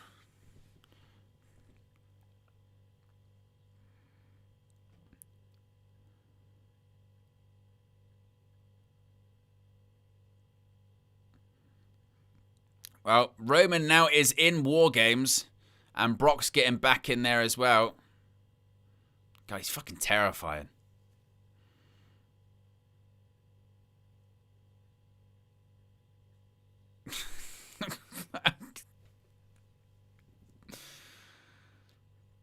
Everyone's just literally, like, waiting around. Oh, and an F5 to Roman Reigns. He's going to cover, and Cody Rhodes saves the match.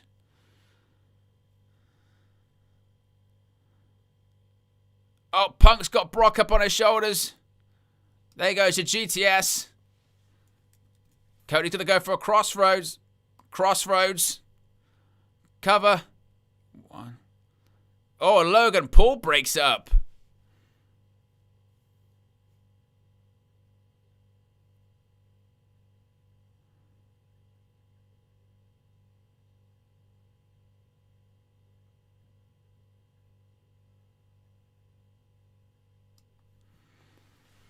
Brass knucks given by Paul Heyman.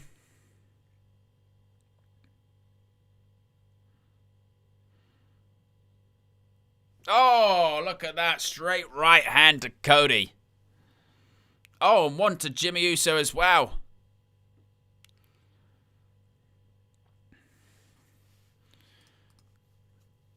He's loading up the right hand again. Get ready. He's telling Roman to get up.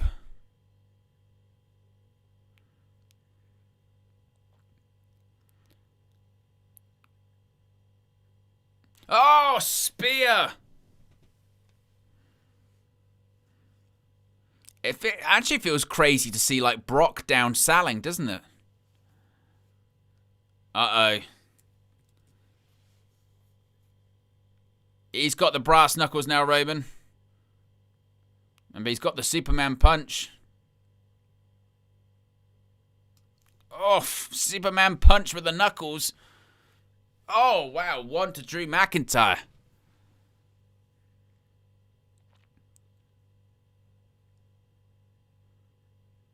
Good grief. Look at Bron Breakker. He said, come on, you son of a bitch. Oh, spear to Bron Breakker.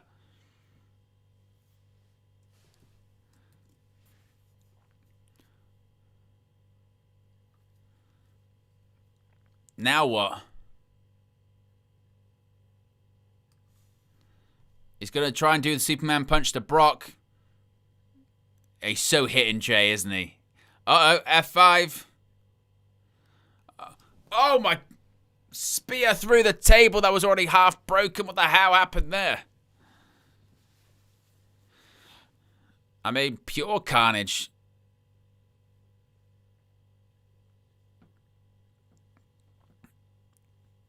I mean, this is pure chaos, isn't it? Oh, spear by Bron Breakker, Jimmy Uso. I mean, who wins this is anyone's guess. The camera people can't even keep up with it. Oh, what a spear by Bron Breakker to Jey Uso.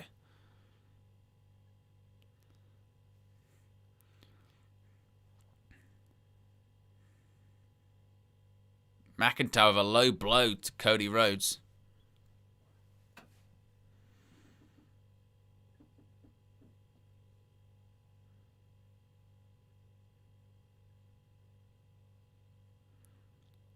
Hits the ropes. Oh, God, a bit of a super spear there by Bron Breakker to Cody Rhodes.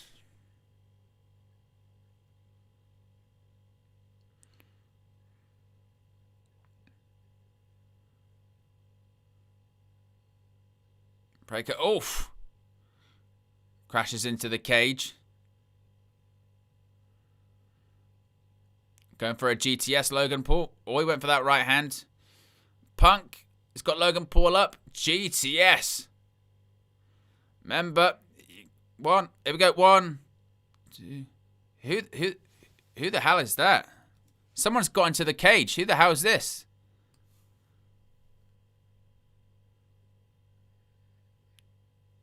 Is that Randy? Who is it? Who is it? Oh, a kick right to the face of CM Punk. A stomp. No way. No way. No way.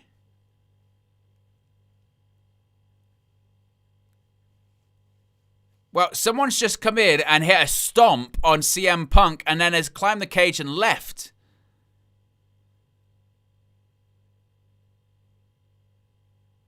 Super kick and a stomp, but why would he help the Vision?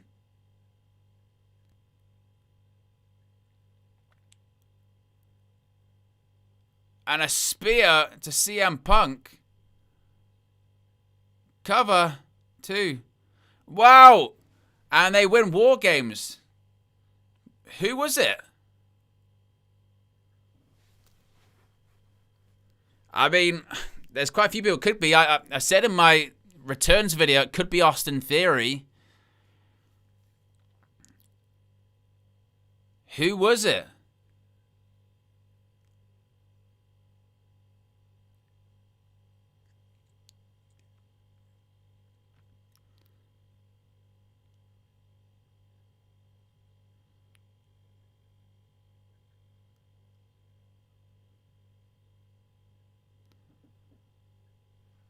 I mean, this is... who was it? Let's see. Again.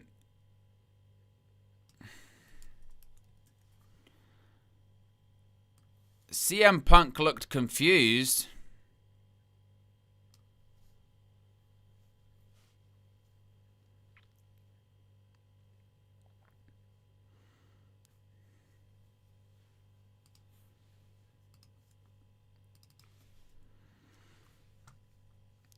And Bron Breakker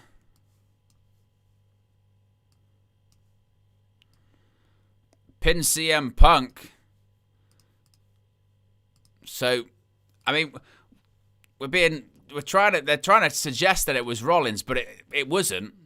It wasn't.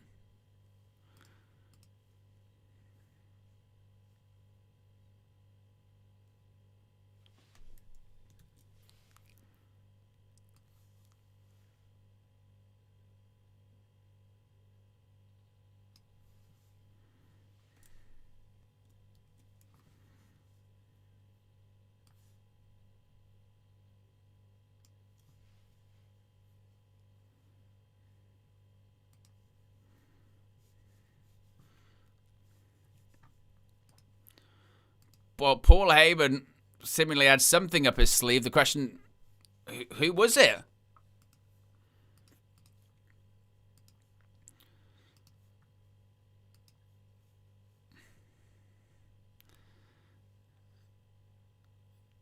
That is the big question. Who was it?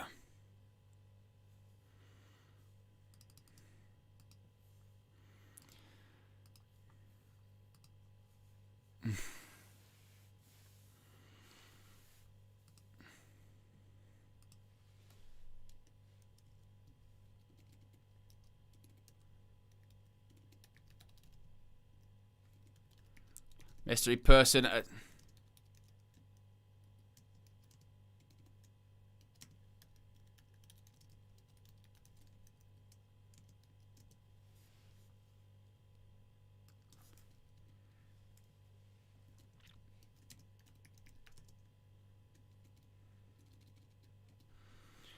So I mean, by the way, as well, get your star ratings in. What do you make of it? I'm still kind of a bit stunned, to be honest with you.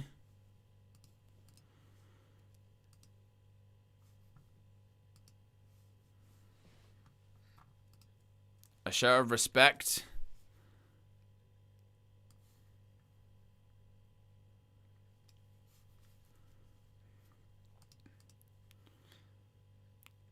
I mean, they're still kind of trying to figure out what happened, I think.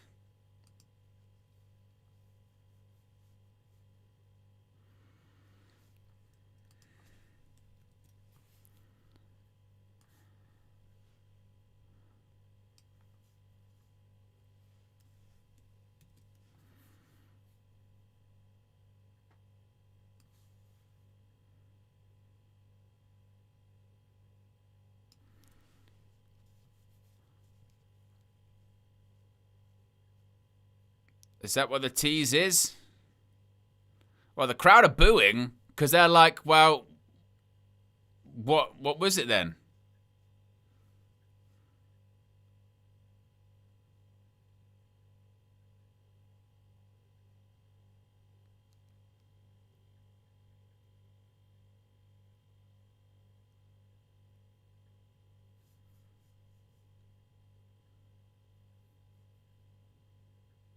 Reigns says to Cody, that was the last time we have a team.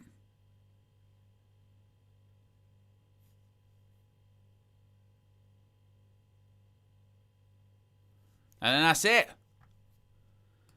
Well, you know, they were saying, oh, there's going to be this big WrestleMania tease. I don't know if that's necessarily what that was, if that was a big WrestleMania tease. My goodness, I mean, well, there's a bit of a flat ending there, wasn't it? to be honest with you, that was a bit of a flat ending. Right, we got a lot to talk about, folks. We got a lot to talk about. Smash a like on the like button. Be sure to subscribe. In about 2 minutes, I'm going to be live for the post show. We've got a lot to break down. So big up to everyone for tuning in. We'll be back very shortly with the post show.